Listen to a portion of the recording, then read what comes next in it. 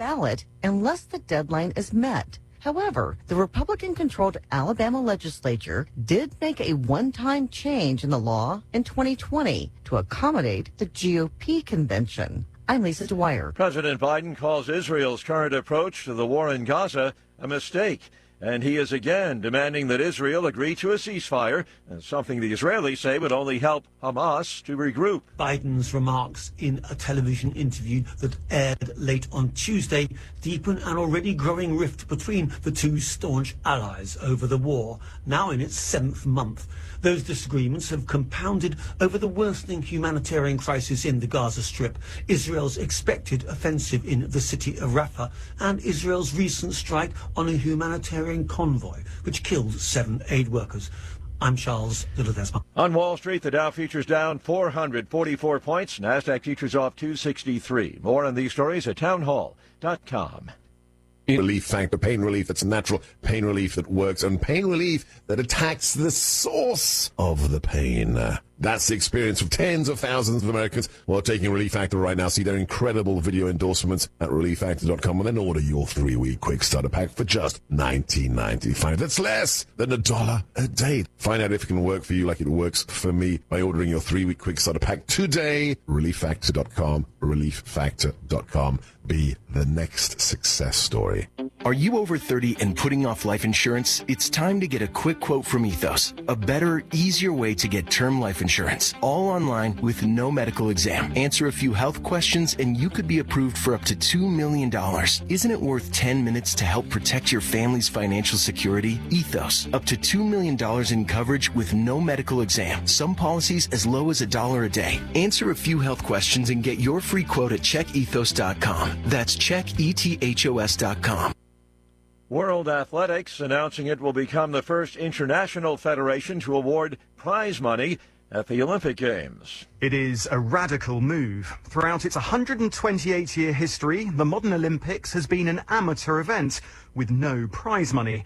But World Athletics said this summer's games they'll award $50,000 to each individual track and field champion, with victorious relay teams sharing the same amount, making a total prize pot of nearly $2.5 million. From the 2028 Olympics, silver and bronze medalists will also be rewarded. The head of World Athletics, Lord Coe, said it was a pivotal moment for his sport. The world has changed, he added, but it's a move which is likely to upset traditionalists. The BBC's Andy Swiss. Search and rescue operations underway at a hydro plant in northern Italy. An explosion killed at least 3 workers. 4 others are missing. Breaking news and analysis at townhall.com. A longtime Trump Organization executive is being sentenced today in New York. Alan Weisselberg, the former chief financial officer for the Trump Organization, faces a sentence of 5 years in jail after pleading guilty in early March to 2 counts of perjury for lying under oath in the ex-president's New York civil fraud case. The 76-year-old admitted he lied when he testified he had little knowledge of how financial statements valued Donald Trump's Manhattan penthouse at nearly 3 times its actual size. Judge Arthur Engoron said he found Weisselberg's testimony intentionally evasive in that case. Prosecutors cited Weisselberg's age and willingness to admit wrongdoing in agreeing to the deal. I'm Jennifer Kane. The federal judge presiding over the classified documents case against former President Trump, granting a request by prosecutors aimed at protecting the identities of potential government witnesses. And updating Wall Street now, the Dow futures down 395. More on these stories at townhall.com.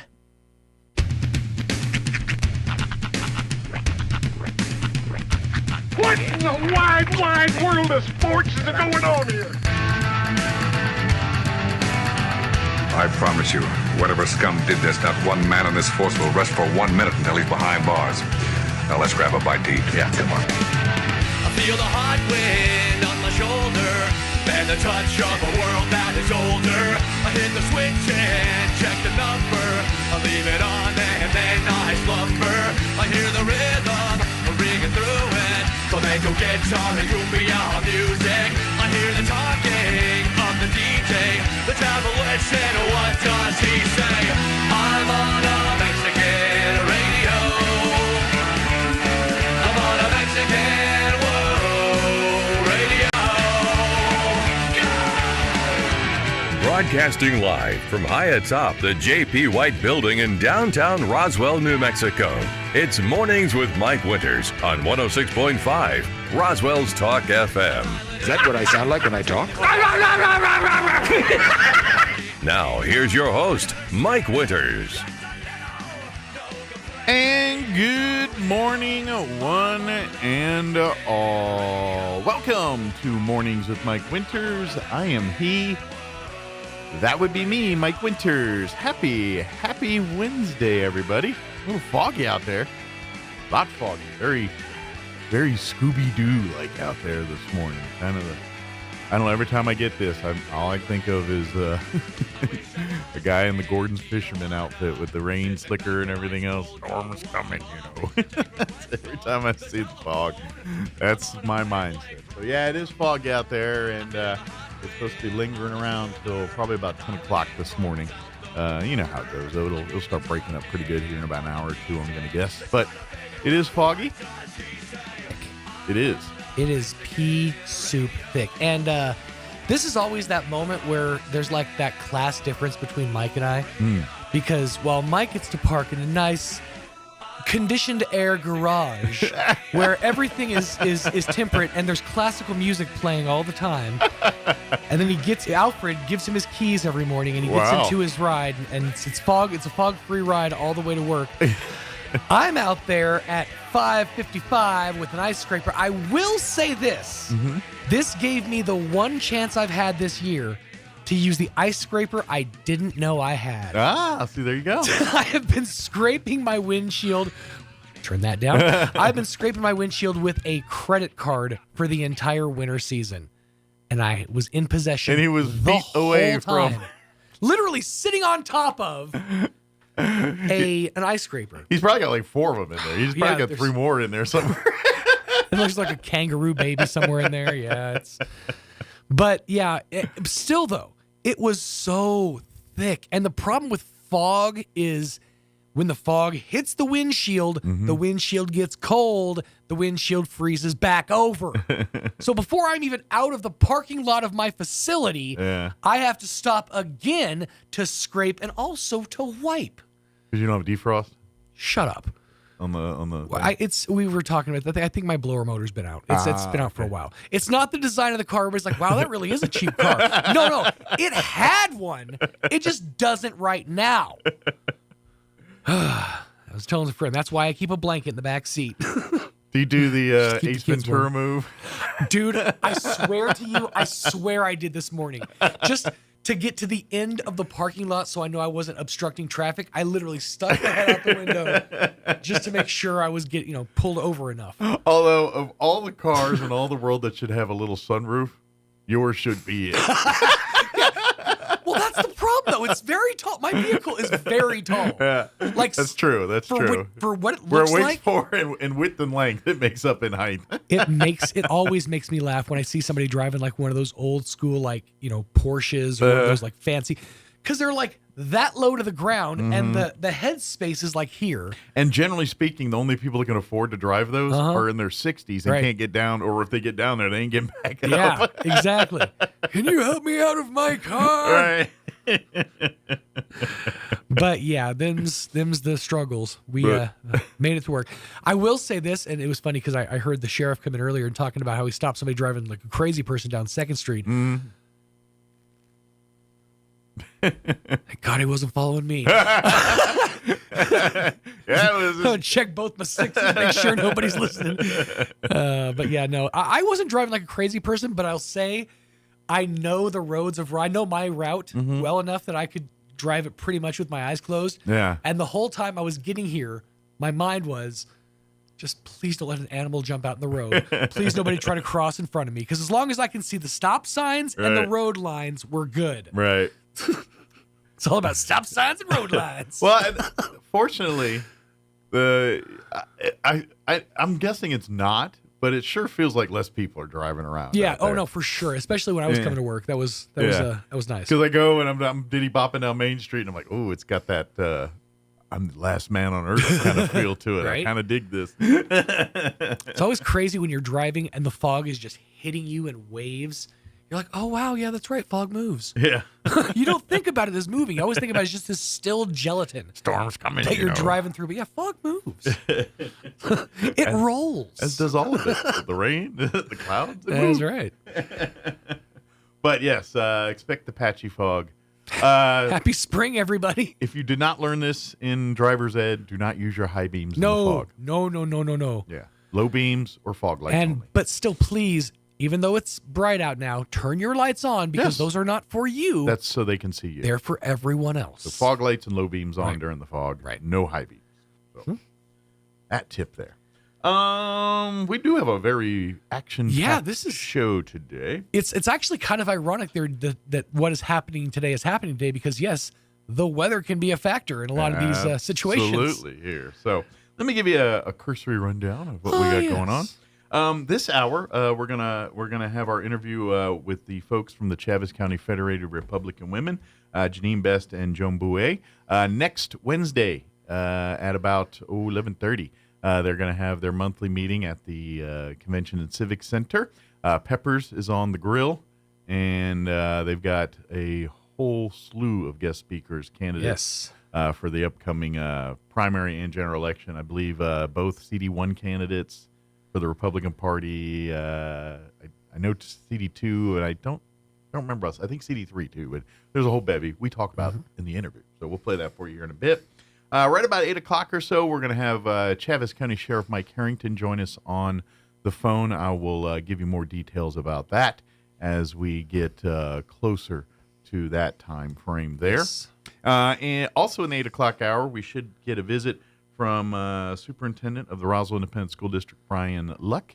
Monday they had their school board meeting, so we'll get the skinny also in the 8 o'clock hour on what's happening here in the RISD. Super Nintendo Chalmers. And then in the 9 o'clock hour, about 9:15, we'll have the folks from the Roswell Community Little Theater. I believe it'll be Alethea Hartwell and possibly Beverly Coots. They've got their storyology workshop happening April 13th. It's storytelling work. It's a really cool workshop, but we'll talk more about it here on in the 9 o'clock hour. And of course, we'll have all of your features that include the news of the local, the national, and International.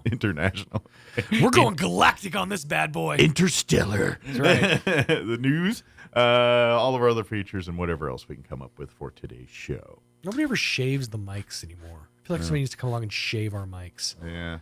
Back in the day, there was a guy who was like specifically tasked at a radio station with shaving down the mic muffs.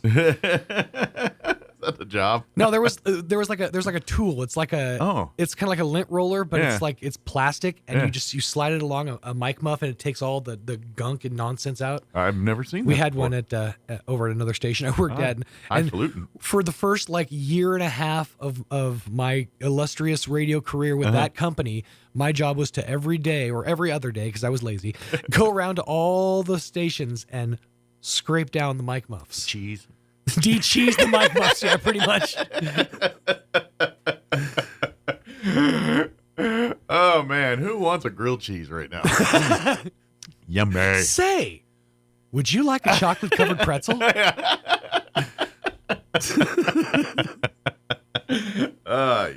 Mm-hmm. On that note. All right. It is closing in on 7:15. Let's go ahead and take a gander at your weather. This will end. This will end. And then we have other things. Swaggy. I'm meteorologist Steve Hamilton with your Pecos Valley weather. We're back to fair conditions today with that low pressure system moving off to the east. We have high pressure setting up in the Four Corners, so we get sunshine today. Pretty nice daytime highs too, right around 70. Overnight will be clear. We'll drop down to about 40 and then mid to upper 70s for the afternoon high on Thursday, and sunny.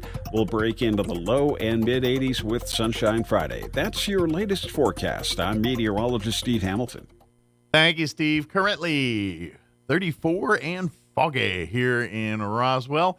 Humidity is at 92%. Winds currently calm at the moment. For today, the patchy fog will linger around till about 10 o'clock this morning, but partly cloudy and gradually just becoming full-on sunny as the day progresses. Expect a high near 70 today with south winds at around 5 miles per hour. Clear skies tonight, looking at an overnight low of 41 degrees. Winds will be out of the east at 5 to 10 miles per hour. For you Thursday, sunny and 75 tomorrow. North winds 5 to 15 miles per hour. Clear skies tomorrow night with an overnight low of 46. Friday, sunny, back into the 80s, but breezy. South winds 5 to 15 early, 15 to 25 for Friday afternoon. Friday evening, mostly clear, overnight low of 50. Winds will remain breezy. And then looking at your weekend, sunny and 87 for Saturday, mostly sunny and 88 for Sunday. And then looks like going to be windy Monday. 80s, but windy. They're talking patchy blowing dust and all that again for Monday. So we'll see. All right, it is 16 minutes after 7 o'clock. Let's do this. Let's take a quick commercial break. And then right after that, we're going to play our interview with the Chaves County Federated Republican Women, talking about their meeting next Wednesday at the Convention and Civic Center. That's on the other side of the break. Don't go away. You're listening to Mornings with Mike Winters. What made Roswell Hyundai the #1 used car dealership in southeastern New Mexico for 2023? Great selection, great savings, and great people. Roswell Hyundai has an amazing selection of makes, models, and model years to choose from. If you can't find it, Roswell Hyundai can get it. And Roswell Hyundai will take any trade. The experts at Roswell Hyundai will work with you to get you behind the wheel of your next dream ride. So, what makes Roswell Hyundai the #1 used car dealership in southeastern New Mexico? You do! Come check out the Used Car Supercenter only at Roswell Hyundai, 1909 West 2nd. Maybe your AC unit needs a little tender loving care. If you don't know where to turn, then you don't know Jack. Fergalicious. In fact, they're downright funky. Fergalicious. Let the boys at Fergie's Plumbing and Heating get your AC unit ice cold, just like some of my lady friends. Don't let any fool make you lose your cool. Fergie's Plumbing and Heating. If you don't know Fergie, then you don't know Jack. 622-2660. Fergalicious. Hi, this is Melanie from Glenn's Furniture, and I want to tell you about our store-wide sale happening now. All items in every department are on sale. Upgrade your living space with power reclining sofas and love seats or beautiful sectionals with charging ports. Create ambience with amazing table and floor lamps. Get that long-awaited restful night's sleep with the new Serta mattress. Every department is on sale from our existing prices, so come down to Glenn's Furniture on the corner of Union and Alameda, where delivery is free since 1953. Get your tickets now as Red Zone presents A Night with C.J. Stroud, Saturday, April 13th at the Bulldog Pit in Artesia. Previously announced as A Night with Jason Witten, Jason became unavailable, so C.J. Stroud stepped up to take his place. C.J. is the 2024 Offensive Rookie of the Year with the Houston Texans and two-time Heisman Trophy finalist. Admission is free, but you must have a ticket to enter. Jason Witten printed tickets are still good, and remaining tickets are available at the Artesia Chamber of Commerce. This invitation is courtesy of H.F. Sinclair. Excited about C.J. Stroud coming to Artesia. The Clovis Music Festival is back from April 18th through the 20th, and it's bigger than ever. 3 epic nights of bands and entertainment await you at the Curry County Event Center. Starting Thursday at 7 p.m., immerse yourself in the Pink Floyd Laser Spectacular. Followed up Friday night at 7 with Mickey and the Motorcars. Followed by country sensation Kip Moore. Don't miss Bowling for Soup Saturday at 7 p.m., followed by the legendary Gin Blossoms. Secure your tickets now at clovismusicfestival.com/tickets and be part of the excitement. The Clovis Music Festival 2024, brought to you in part by the City of Clovis Lodgers Tax. Don't miss out on the music event of the year.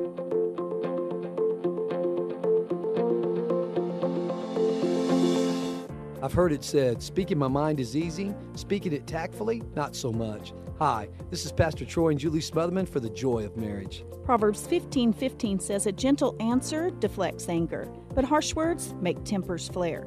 Sometimes my greatest accomplishment is keeping my mouth shut. There are times when we argue that it would be easy to lash out. So I have a choice to make. I can either feed the fire or quench it with my words. Julie and I have learned there's going to be arguments, but we've learned to fight and argue, not to be right, but to get the situation right. So the next time you're in an argument, try saying something kind from a genuine heart to bring peace in your marriage. If you have any questions or would like further information about the Joy of Marriage Ministry, please go to jomconference.com.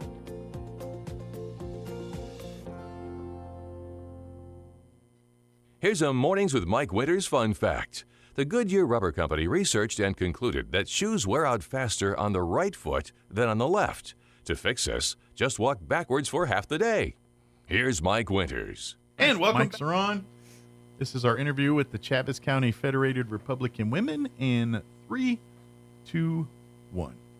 And welcome back to the morning show. And joining us in studio this morning from the Chaves County Federated Republican Women, Joan Bouet, and of course, Janine Best back with us. Good morning, ladies. Good morning. How's life treating you guys this morning? Life is busy, but good. It is good. You know, it's weathers and stuff been a little weird here in the last couple of days, but I'll take it because it's moisture and we need all of it. Exactly. So we'll take it here. That's but true. Exactly.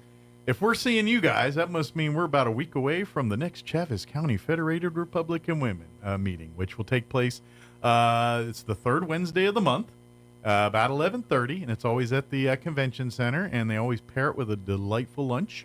By Peppers. Peppers is on the grill today for this next one here. Yes. And, of course, always offering great guest speakers and things. And I know since we're in an election year, I'm going to take a stab that there's going to be election-related guests at this upcoming Federated Republican Women. Just a hunch. You know, I'm not a detective, but I think I can detect that one. I will tell you, we have a bunch of speakers. Yeah. May I kind of give you a quick rundown? Yeah, I know at least one because I had them Okay. on the show about a week or two ago, and they mentioned they were going to come visit you good. guys here in the month of April. Well, the first person will be Cindy Fuller, our county clerk, and she's going to give us an explanation of how this redistricting was done. She's very knowledgeable at all that stuff and can make the complex simple to you. Because so many people have no idea that the new district that they're in. To be honest, I don't blame them. It's not for lack of trying to know. And I don't even know. So Yeah. maybe you need to come and find out what district you're in. Mm-hmm. So we are going to have the U.S. congressional district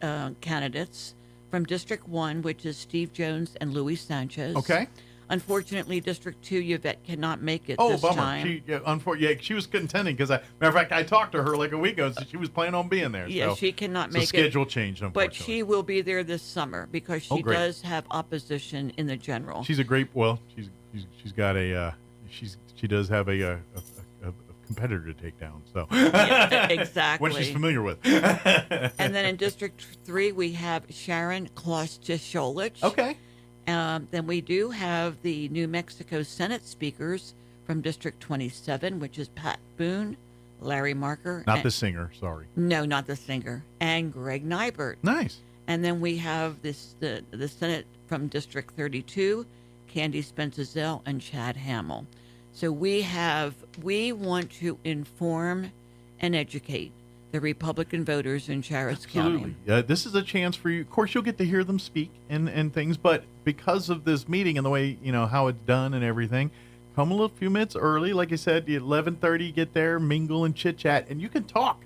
Usually Greg Nybert and Candy Spencer-Zell and these are sitting there meandering and chit-chatting, and if you want to talk to them and ask questions, this is a perfect opportunity to do that. And that's why they make themselves available for this stuff. And they stay. They stay after the meeting and are willing to talk with for them, people. this is a chance for them to talk to their constituents. Well, it's a perfect time to see if the newbies know exactly what they're talking about. Sure. Sure. Ask them the hard questions. Absolutely. Exactly. See if they're up to the game.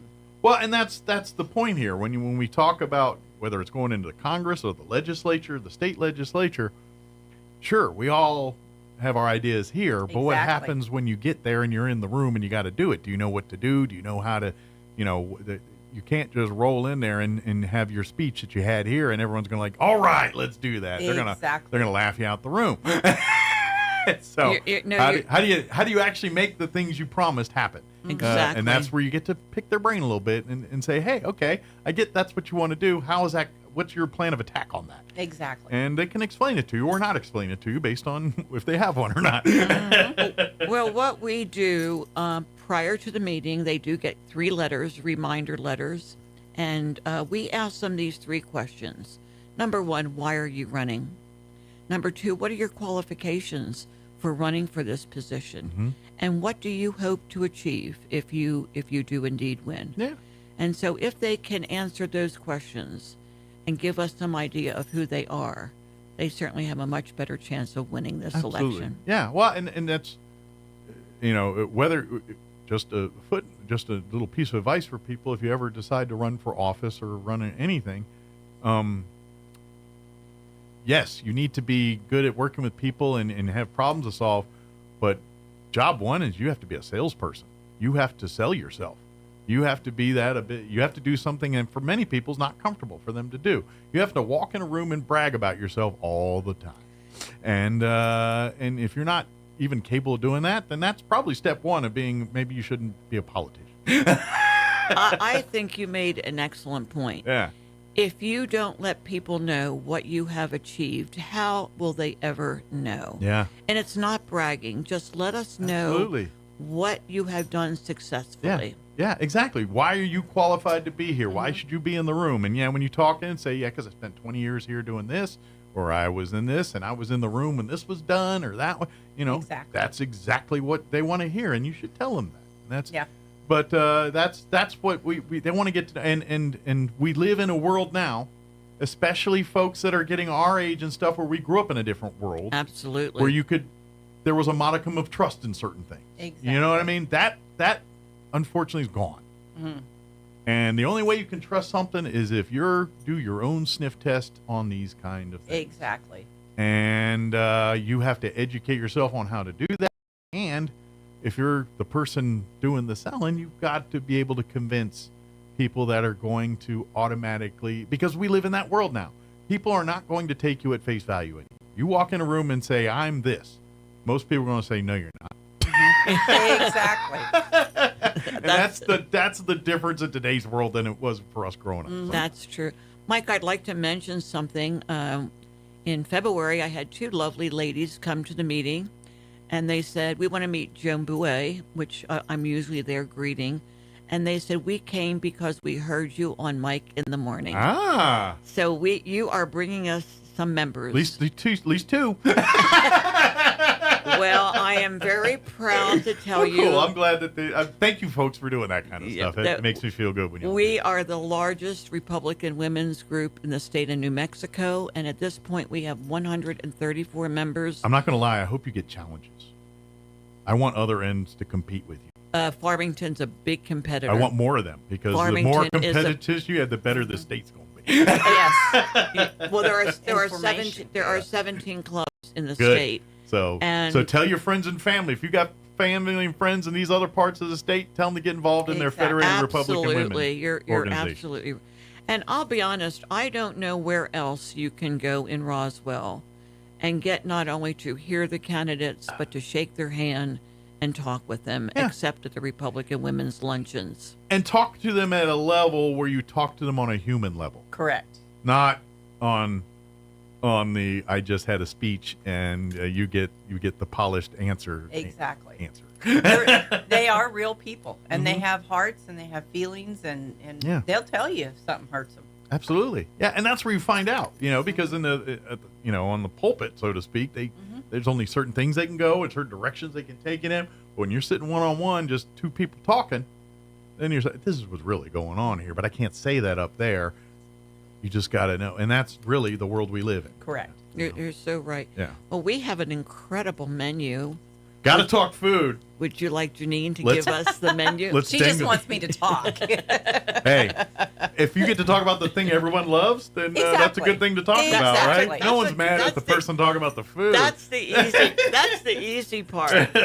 Well, and of course we have peppers. Yes. We've so got that's peppers already the going to be rest good, right? of the year, so you already know it's going to be good. They are locked in to cater the meetings from now until the end of the 2024. Yeah. Very good. Yes. So we have a build-your-own burger buffet. All right. So can't go wrong with a Pepper's burger. Yep. So it's going to be buns, burgers, cheese, condiments, garnishes. So who knows what garnishes? So let me ask a question, because this is New Mexico. Does the green chili automatically come on it, or is that technically a garnish? It's going to be a garnish. Okay, I didn't know because I knew it was New Mexico. Because of all things, I am a fourth-generation New Mexican, and I don't like green chili. Ooh, you better watch your mouth. You might get jumped for that. How terrible is that? How did you get in trouble talking food? Now you just did it. I did. What can I say? Yeah. Also, potato salad, iced tea, and water. $17 per meal. Which, if you bought this at a restaurant, it's about $30 now. Exactly. Exactly. You are absolutely exactly. We ask that you RSVP to us. Either call me or we have an email for RSVPing. Okay. It's rsvpccfrw@gmail.com. So if you remember RSVP and then the initials for the Chaves County Federated Republican Women. Exactly. That's and we do have meals at the door. but it's always easier to help Peppers Well, out. Peppers does like a head count. It does make it helpful, especially. And we like chairs. Well, and just to give a perspective of his world for a minute. Remember how we were just talking? You get that sandwich in a restaurant and it's $30. Yes. Well, he's got to plot and plan accordingly so he doesn't charge people, so he doesn't have to make sure that you guys pay for $30 meals. So if you He's tell gotta him, order. yeah, so he's got, all right, if I get my ground beef here, this, and then whatever accessory, he can mitigate that cost to keep it so you can keep paying $17 for Correct. it instead of paying $30. Correct. So by you just saying, hey, I'm going to come and eat a burger, please put me on the list. Exactly. That It's real helps them simple. out A so phone much. call, an RSVP, it's just a touch of the button, and Yeah. it helps us tremendously, and you get a chair. Absolutely. Instead of us having to hustle and get chairs later, we at least have them counted and know how many's going to show up. Yeah. But it's a great opportunity. Come meet, because that's I mean, yes, the burgers and everything is the icing on the cake. You really do get to meet these candidates, the leadership of and that's what I'm saying. The leadership that goes into Santa Fe each and every session, and is spending all their time fighting for us. 9 times out of 10, they're almost at every one of these meetings, and you can come and meet. Absolutely. Yep. They have been very loyal to the Republican women. We are very, very pleased to have these people represent Well, they're us. servants, and they treat the job as such, and that's a unique quality in our politicians They work for nowadays. us. Yes, and they work treat for it as such, where that's not always the case for people in that same position that they Correct. were in. And not only are we thankful for them, but we have so much more respect for them because they understand that. They represented us. They stayed strong, and they Mhm. represented us very well. Absolutely, and quite frankly, they keep representing us in rooms where they're always the minority. Well, and they need a pat on the back. So Mhm. let's give them a pat on the back. Absolutely, yeah. So come meet them, come here, and like you said, as you're going to be making more and more important decisions here come November time. Obviously, June here for primary, but more so in many cases here in November. Correct. Now's the time to educate yourself on these candidates. You know, if you're not even sure if you're in CD1 anymore or CD2. Absolutely. You're If you absolutely live in right. Roswell, you can be in any one of the 3 districts. It Exactly. just depends on where you live. Now, You're right. CD2, more than likely, unless you live in the Boot Hill part of the county, you're probably not in CD2. Correct. You're either in 1 or 3. Correct. But it literally could be, and you could be in the same neighborhood, and the people on one end of the block are in 1, and the people on the other block are in 3. You are absolutely right. Mhm. And so many people are confused right now. Mhm. So we decided to ask Cindy to come. I'm not going to lie. Straighten us out. People ask me a couple times, like, wait a minute, do I have Stansbury or Fernandez? I can't Well, remember. and One I'm of the sure two. she's going to bring maps. Yeah. So you can walk up to it, touch it, look at it, take a picture of it, Yeah. and know and find out for your neighbors or Yeah, whoever. because people are like, which one's your rep? I'm like, oh, I literally do. I think it's 3, but I'm not 100% certain. No, you're right. Yeah. People are Yeah. confused. Yeah, ever since they redistricted, and I couldn't answer those And to questions take as well. one county and split it into 3 different That's districts. crazy. Sure. Well, and that's another debate for another day. But if you can't look at what they did to these maps and not see that was in gerrymandering, then you don't know what gerrymandering is. Correct. You are so I mean, right. it's not only a little obvious; it's a lot obvious. It's a lot. It is. I would like to also mention that the Chaves County Federated Republican Women have had will be presenting scholarships this year. Ooh, it's that time of year, huh? It's that time of year. Excellent. And we do take men and women who are seniors in high school. And we've also had a contest on patriotism. And that contest was held at Gateway with the 8th grade students. And we have not judged those yet. But I will tell you, I did a preliminary check. They are phenomenal. It is a pain in the butt to judge these. It's a tough. Been there, done that, huh? Been in that room because every one of them's and you're like, I don't want to deny any, but again, sorry, I got hiccups, but it's the hardest job. It is. My husband's actually on that committee. Ah. And he's tough. He's tough. So As long as you're tough and fair, that's the only thing you can do on that. As long as you're fair what we and it's have hard. to remember is that the contest was on patriotism, and that's what we have to remember. Sure, you have to realize, all right, let's bare Did- bones. did What are this- we doing? Did this child really acknowledge that who their patriotic person was and why? Sure. So we have to take that into Sure. consideration. Who fit the theme the best? Exactly. Makes You're sense. absolutely right. But that being said, it's a it's a Herculean task to get that done. So I admire and give sympathy to the folks that have to do that. I never volunteer for that one. It's a tough. Historical Society, when they do their scholarships for the Hayes family, and they're giving out those 15, and it's cutthroat, and and those people anguish because they're arguing with each other, making cases for, and it's all good because it's passion, it's people fighting, it's all good stuff. Right. But I don't want to be in that room making that fight. I just don't. My It's because I goodness. want to give it to everybody. You can't pay you enough, can we, to do that? I'm just like, no, I just want to give it to everybody. Can we find a way? Let's find a, rather than see who wins, let's just find another donor. Exactly.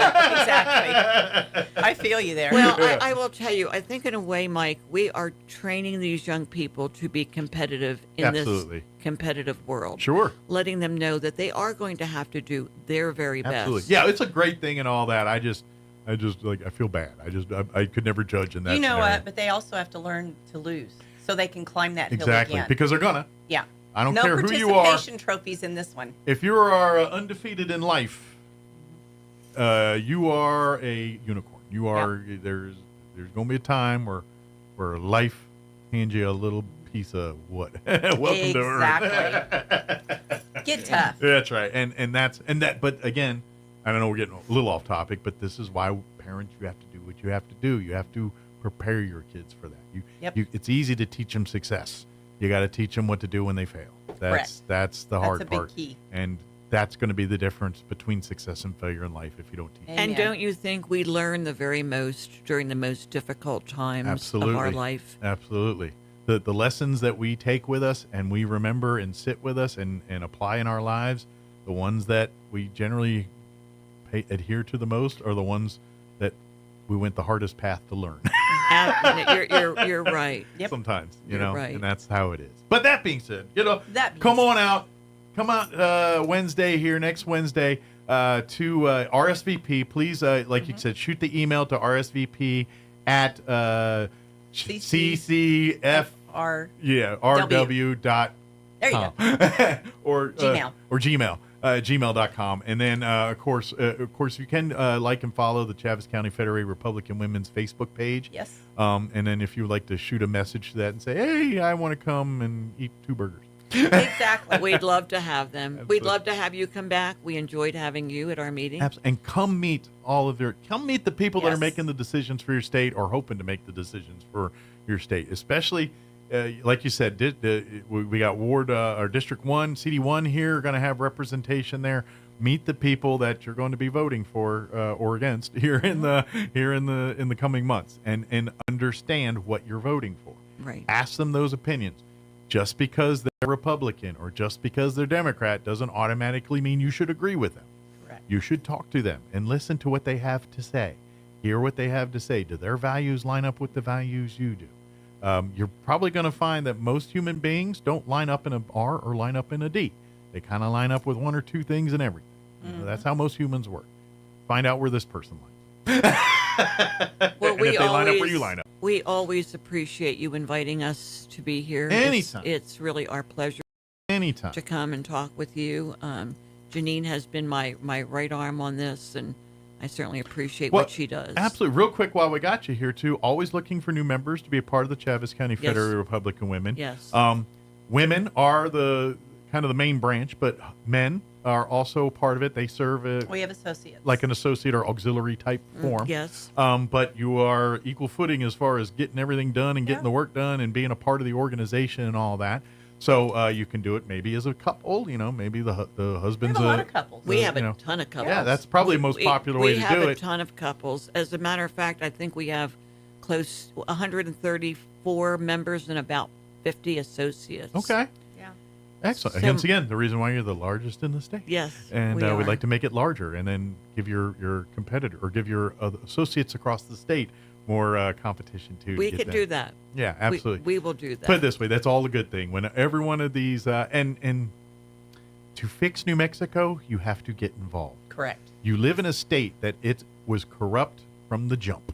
Before we were even considered a state, this thing was a hot mess corruption, and I don't care what anybody says, we're still seeing the impact of that. We are. In 2024. We are. And the only way we're going to change it is you got to change the mindset of this state. Correct. You've got to get that, the cronyism, the good old boy slapping, the how things are done in this state is who you know, Amen. not what you know. Until that mindset changes, it don't matter who, even if there's the biggest R in the planet, governors and a legislative body that's all R's, if there's that same cronyism going on, it's just a hot mess as it is Correct. right now. You got to have that balance. You got to have fair, equal. You got to have transparency.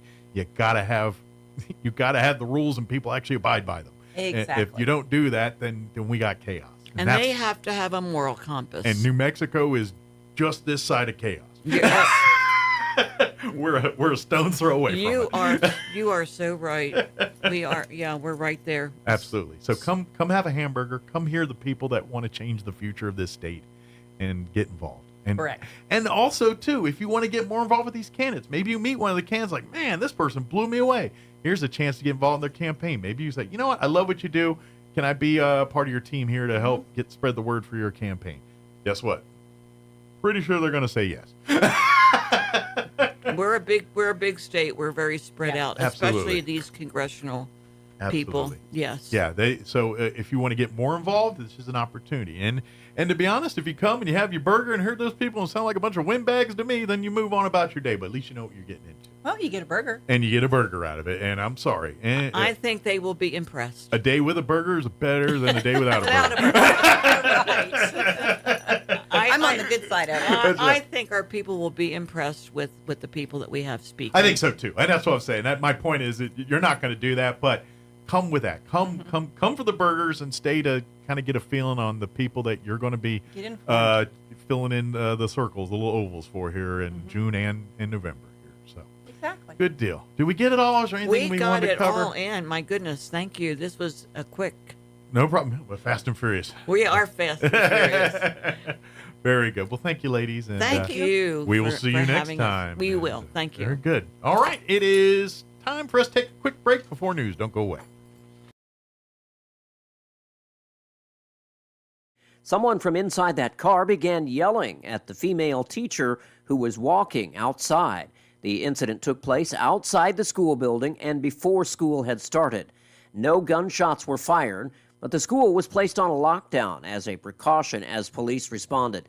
It is not believed the person in the car who pulled the gun is associated in any way with the school or a student at the school. However, nobody is yet in custody, and police say they are looking for a dark gray or silver SUV. The Southeast New Mexico Community Action Corporation is looking to raise about $20,000 to help Eddy County senior citizens. The nonprofit group recently spoke to county commissioners about their plight.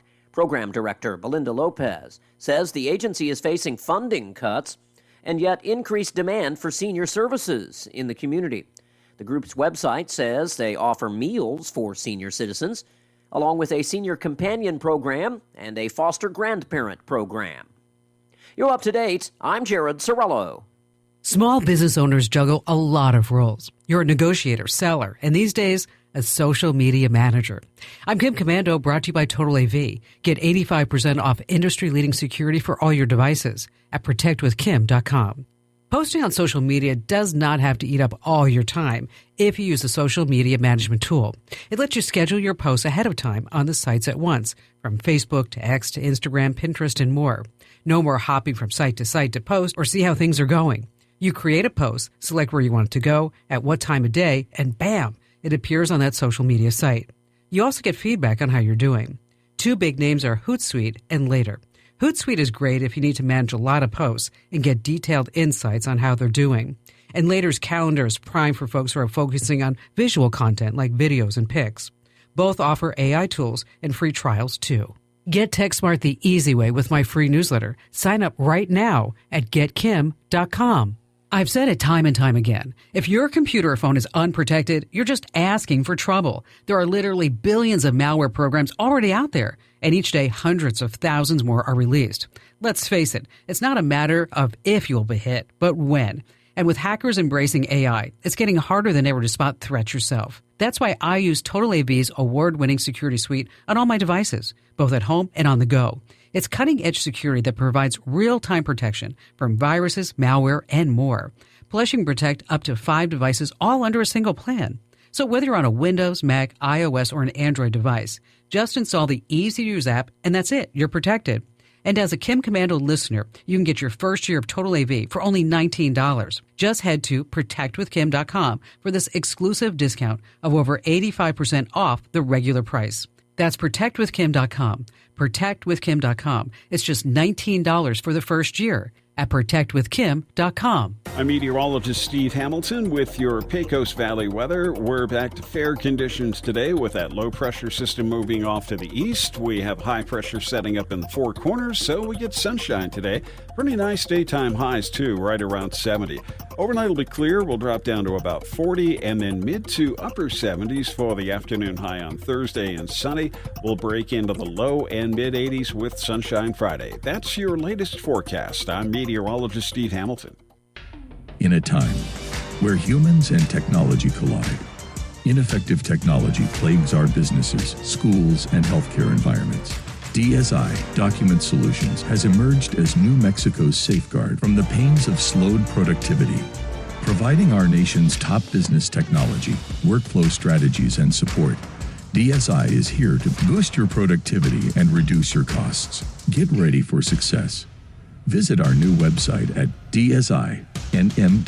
It's time for the Chavez County Sports Report. Big victory in baseball last night for the Roswell Coyotes playing on the road at Artesia. Of course, it's a non-district game, but when you trail 9-6 going into your last at-bat and end up winning 10-9, it's a big victory. Roswell scored 4 runs in the top of the 7th. Noah Lynn with a double and 3 RBIs. Senior Jackson McDonald 4 for 5 with 2 RBIs. And the Coyotes will next play against Goddard.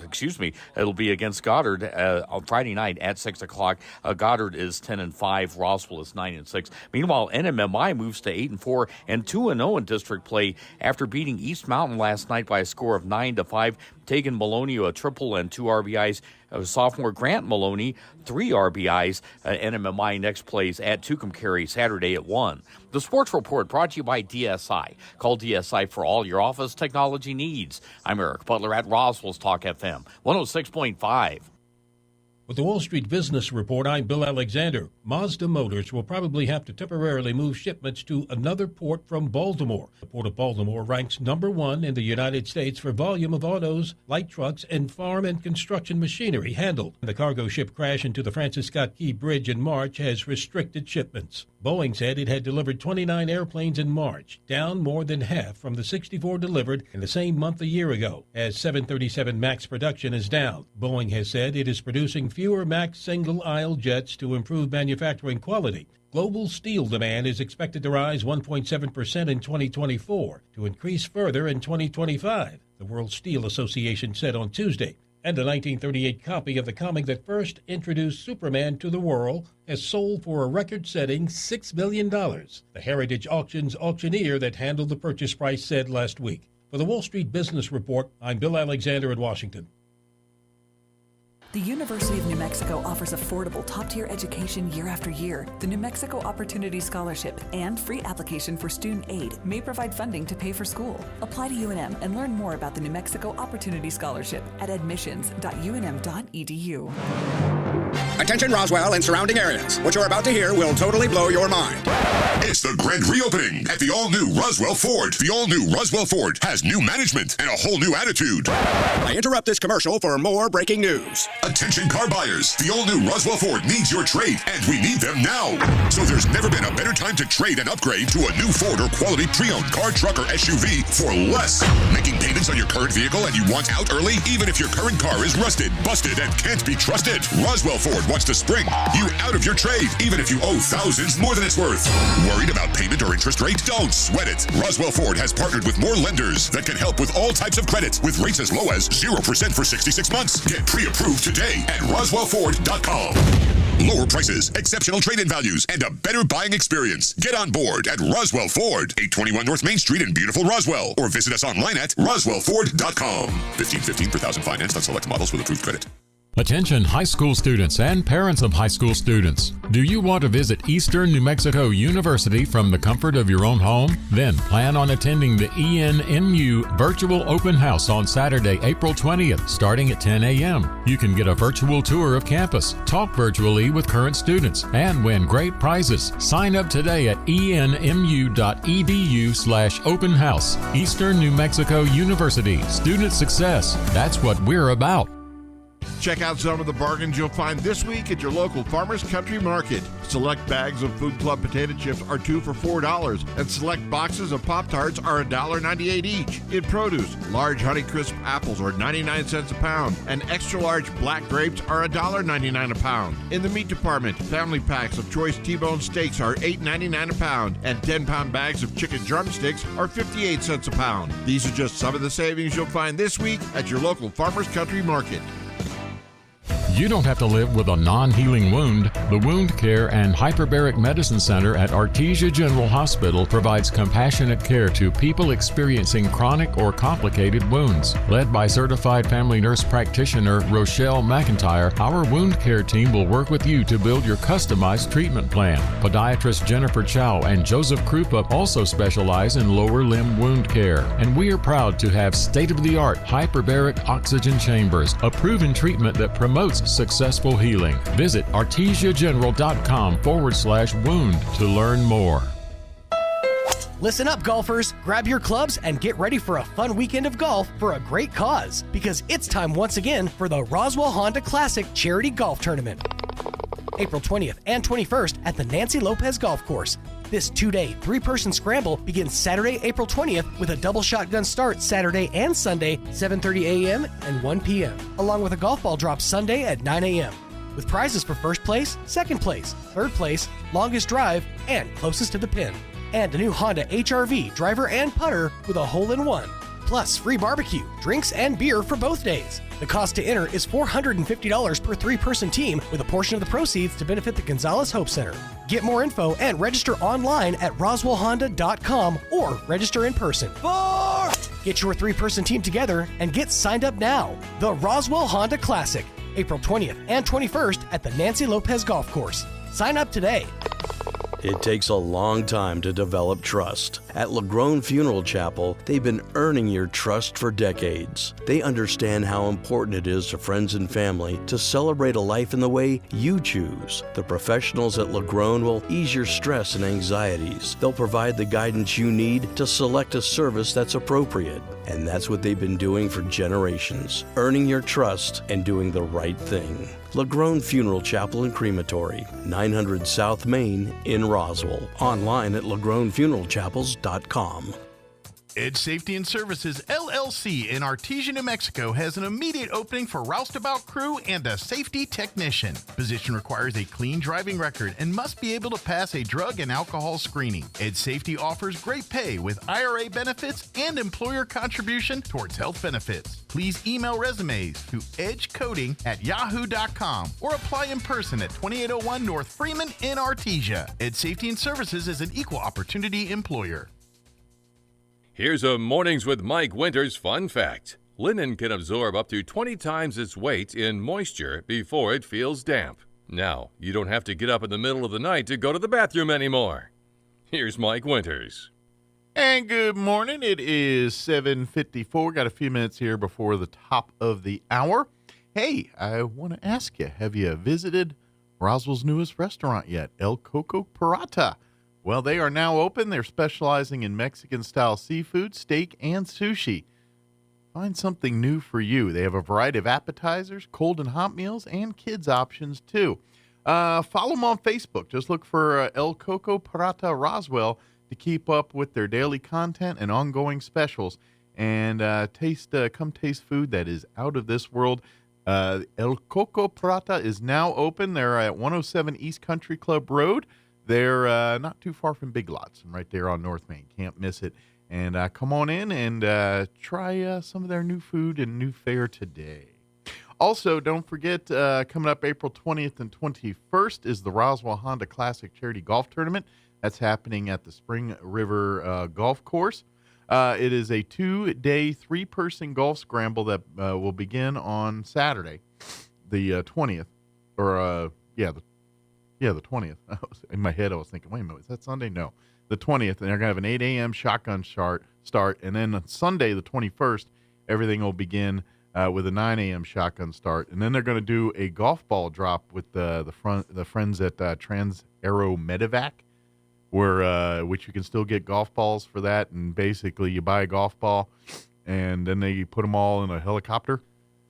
And then they go up above this big target, and then they drop the golf balls. And the golf ball that is closest to the bullseye and the target wins the cash prize there. So it's a pretty good deal. For the golf, though, prizes will be awarded to first, second, and third place, longest drive closest to the pin, and sponsorships are available as well. Proceeds from this event will also benefit Kiwanis Club of Roswell, as well as Many Hands organization, too. So good stuff going on there. But that's all happening the 20th and 21st at the Spring River Golf Course. Sometimes I wish I didn't let my fears get in the way of stuff that could have happened. Yeah? Because, when it was pitched to me, I was vehemently against the idea of getting up in the helicopter and going for a ride. Like, Thomas is like, do you want to ride in the helicopter?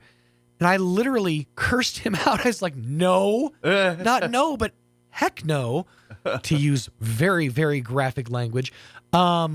Just because I've always been of the mindset that I need to stay close to the ground, as close to the ground as possible. Sure. As a fat guy, I'm going to bounce. I don't want to hit twice. Yeah. I've never been in a helicopter. I've never have either. But it's like, as soon as I said it, there was a part of me, my little inner 7-year-old, that was like, "Oh man, you should do it." That's not an option anymore. Like, well, never say never. You never. That's true. I guess you're right. I could grab the bottom of the helicopter, Arnold Schwarzenegger style, and ride that bad boy. Argue there's next year. Okay, or that. I was just gonna say, try next year. He's gonna come running out of the trees. No, I'm going to overcome this fear.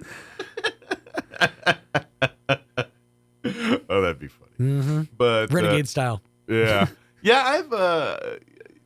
I've never done. My wife has ridden in a helicopter. Well, yeah, but not by choice. No, by choice. Oh, okay. Actually, that time was an airplane. Oh, okay, fair enough. She was in a small airplane for a bit. No, she before we were married, we were actually dating at the time. Her and mom and dad and all them went on a Alaskan cruise. Okay. And one of the excursions they did was they went on a glacier.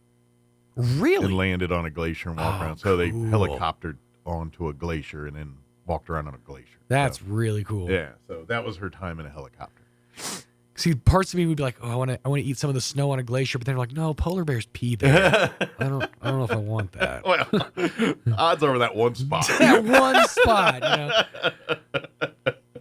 But I've never, even my Air Force days, and I've been in a bunch of airplanes. Which is crazy because you were in the Air Force. You would think of all like. But I never worked on helicopters or anything to do with helicopters. I worked on stealth and I rode in airplanes. Mm-hmm.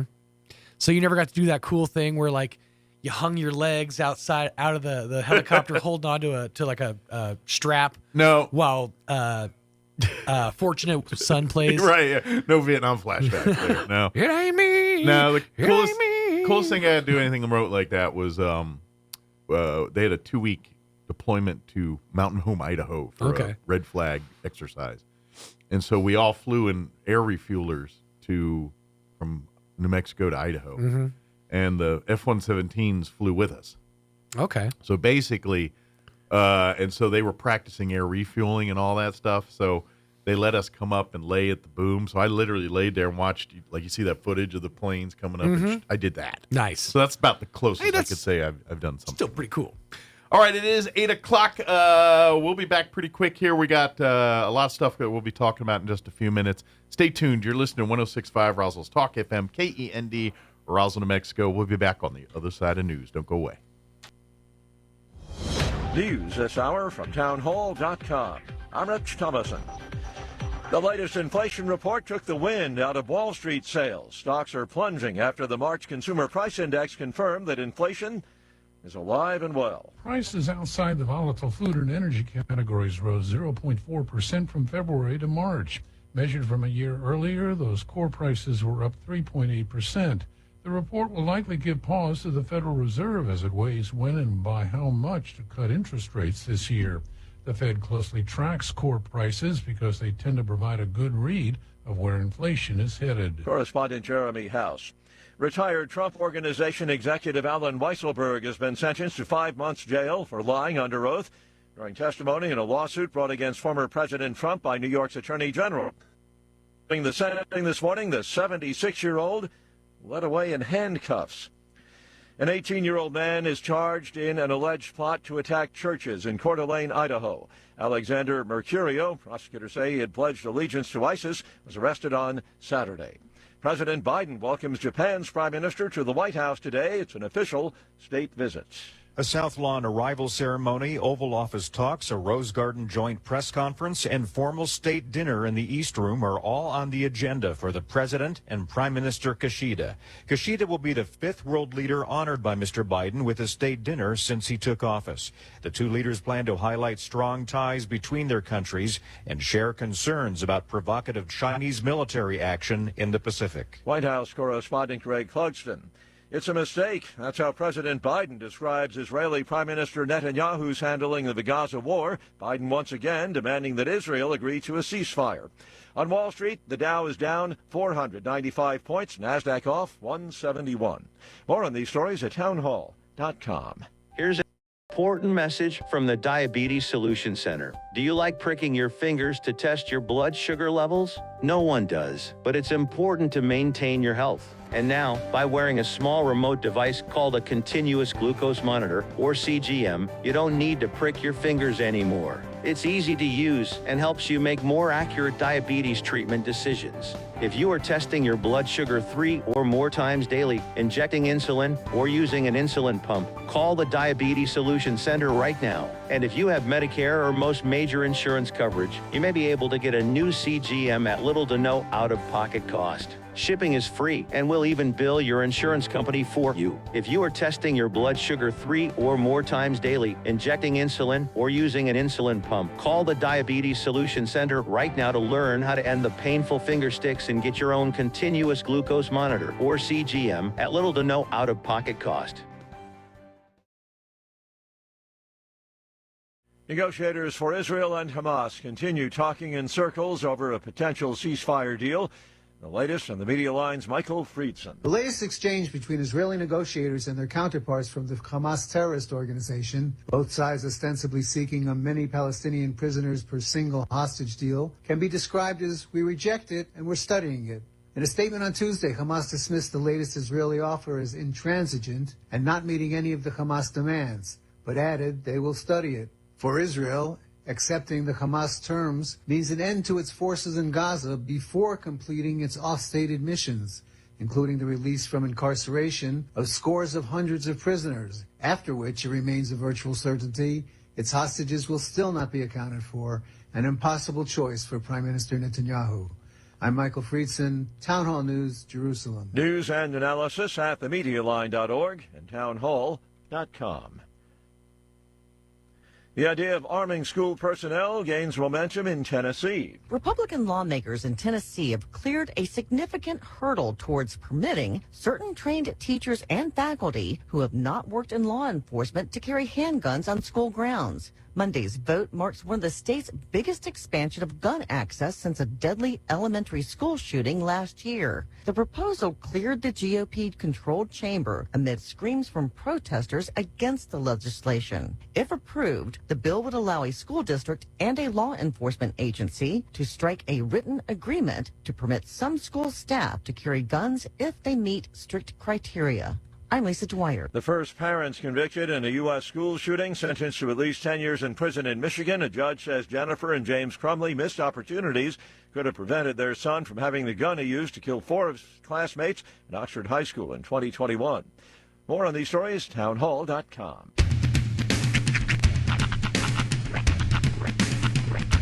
What in the wide, wide world of sports is going on here? I promise you, whatever scum did this, not one man in this force will rest for 1 minute until he's behind bars. Now let's grab a bite to eat. Yeah, come on. I feel the hot wind on my shoulder and the touch of a world that is older. I hit the switch and check the number. I leave it on and then I slumber. I hear the rhythm ringing through it. Flamenco guitar and cumbia music. I hear the talking of the DJ. The Travelician, what does he say? I'm on a Mexican radio. I'm on a Mexican radio. Broadcasting live from high atop the J.P. White Building in downtown Roswell, New Mexico. It's Mornings with Mike Winters on 106.5 Roswell's Talk FM. Is that what I sound like when I talk? Now, here's your host, Mike Winters.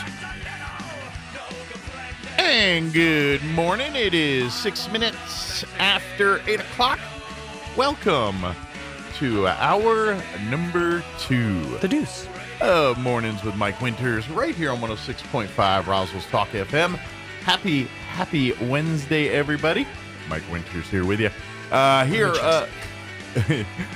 Let me kind of precursor what we're got going on here. In just a few minutes, any time here, I'm expecting a phone call from Chaves County Sheriff Mike Harrington for folks at Dexter High School right about now. They've got, you've probably heard of this program. They've been doing it. The Chaves County DWI program has been partnering with this. Every 15 minutes. Every 15 minutes. Yeah, I got our shirts on here today.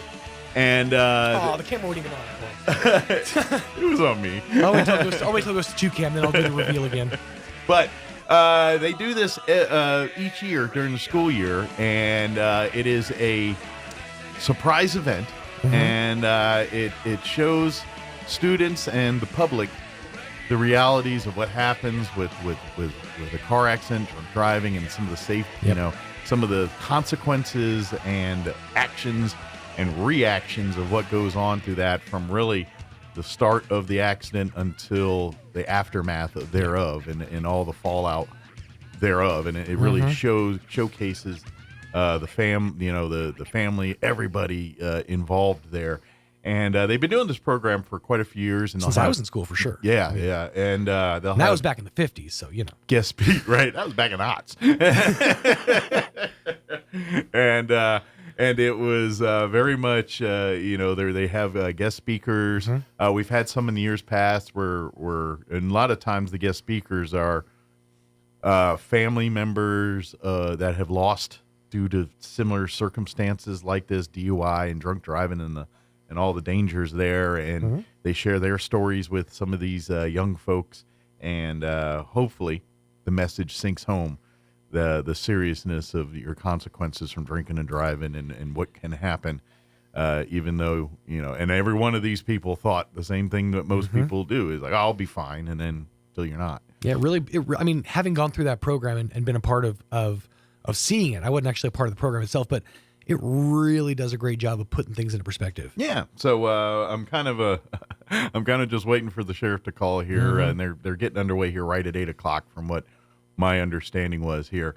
Our just kind of giving a pre-bit of what our plan is and what we're doing is we have actually our very own Tanner Todd with the sheriff. Yes. At Dexter High School right now, and they're going to be recording things going on there around, and then the sheriff will be talking with us on the phone, kind of narrating what's going on there, and then later on we will have now we're at 2 cameras. Now we can show off the shirt.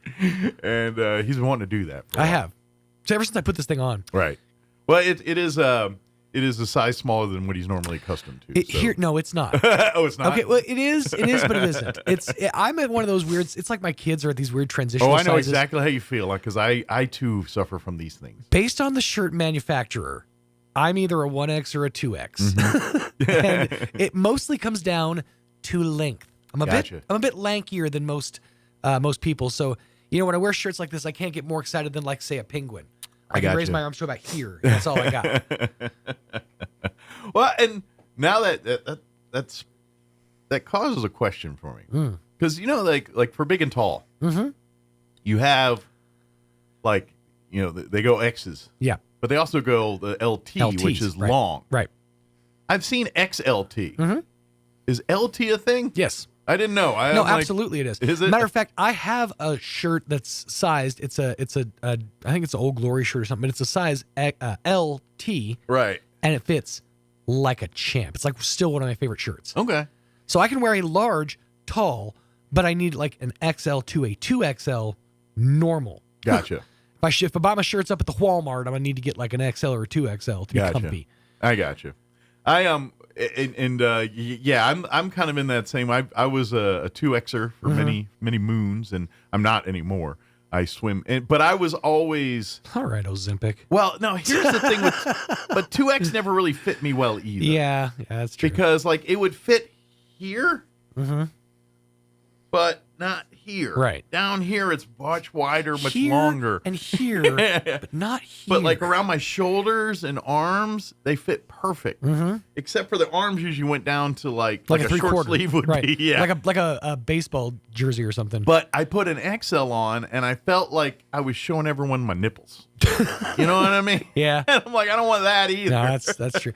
See, that's the thing is I used to be boggled that, like, say, my kid's mom could wear shirts that were like, 3 sizes smaller than what she usually wears, but it's because women are more comfortable wearing tighter clothing. Gotcha. And you kind of, oh yeah, that's right. I need my stuff to kind of hang a little bit, I need to feel like a little loose in it. You know? Well, and like at any given time, it could just get hung up on a chain link fence and I could be naked, And part of my problem too is as far as the epitome of my life when I actually cared somewhat about fashion was like the 90s. Yeah. And so everyone dressed like Friends. Yeah. Yeah. I would say the early 2000s is pretty solidly where my fashion ended. Yeah. Because I locked in, I'm like, oh, jeans and a t-shirt. Cool. I got my look for life. That's a standard. I don't got to try. Jeans and a t-shirt was popular in the 50s and will be popular in the 30-50s. God bless it. The tightness of the jeans and t-shirt have varied have over definitely the years. varied. It's really funny looking back because I come from a generation where Jenko jeans were a very popular attire choice. And I mean, some of the legs of these jeans I could wear around my waist today. Yeah. And see, I had a foot in two in both of those because in my early ute, the AJs and the parachute pants and the zippers and the tight leather, that was popular. Yeah. And then in my later high school, or older teenage years, it was more of what you're talking about. The elephant legs. Like pants that were popular around my senior year of high school included skids. The PP jeans, Pepe. Oh, yeah. I remember those Pepe, yeah. Paco was the brand, I think. Yeah. And there was another one I can't remember. I never went Jenko. Like, I didn't go the Jenko route, but I did like a good baggy leg. My go-to was always the carpenter pant because it offered a big baggy leg. Is it got no? Okay. Offered a big baggy leg and a hammer loop, which I've never used a hammer loop for its intended purpose in my entire life. Well, you just described every pair of Bugle Boys pants. Yeah. Pretty much. And side pockets. Yeah. And they always had that one pocket that, I don't know, I guess you slipped like a screwdriver in it or something. Yeah, that's what I thought, yeah. That's the only thing I Because you couldn't fit it. You can't fit a modern cell phone in that pocket. Yeah. You could fit a Nokia like 710 in that bad boy, but. You could fit a Jolly Rancher stick because I put a lot of those in there. Or you could slip something in that pocket and then forget about it for 27 years because there's no way you're touching the bottom of that pocket. Absolutely. I don't have Voldemort fingers. I can't reach it. Our other guest is here, right? Yes. Yeah. Let's. 'Cause I'm not really going what's going on. Let's do this. I don't want to mess with Brian Luck here either. So nobody wants to mess with Brian Luck. It's not good to mess with That's Brian right. Luck. You don't tug on Superman's cape. You don't spit into the wind. You don't mess around with the old Lone Ranger, and you don't mess with Brian Luck. Those are 4 known facts. I just read a story about an NHL hockey league back in the 90s, and for you Colorado Avalanche fans, there was a star player named Joe Sakic. If Avalanche fans know him, NHL, most people don't know hockey, don't know idea who the guy is. But there was like a guy that, a young player and some of the other guys, and the young player was kind of a cut up, and he's talking and everything, and all of a sudden he's like, "Hey, Joe," and all of a sudden all the players, no one talks to Mr. Sakic. And everyone and he looked down the line, right? Serious? No one talks to Mr. Sakic. It's an unwritten rule. So when he did, that kind of reminded me of it. So let's do that. Yeah. Well, let's do weather and a quick break. And if I hear nothing from the sheriff, let's go ahead and we'll talk with Superintendent of the Roswell Independent School District, Brian Luck. They did have a school board meeting on Monday, and if we do get the sheriff, I might break in on that. But we'll play it by ear from that until I hear otherwise. So it is 8:15. Let's go ahead and take a look at your weather and a quick commercial break. We'll be back. You're listening to Mornings with Mike Winters. I'm meteorologist Steve Hamilton with your Pecos Valley weather. We're back to fair conditions today with that low-pressure system moving off to the east. We have high pressure setting up in the Four Corners, so we get sunshine today. Pretty nice daytime highs, too, right around 70. Overnight will be clear. We'll drop down to about 40, and then mid to upper 70s for the afternoon high on Thursday, and sunny.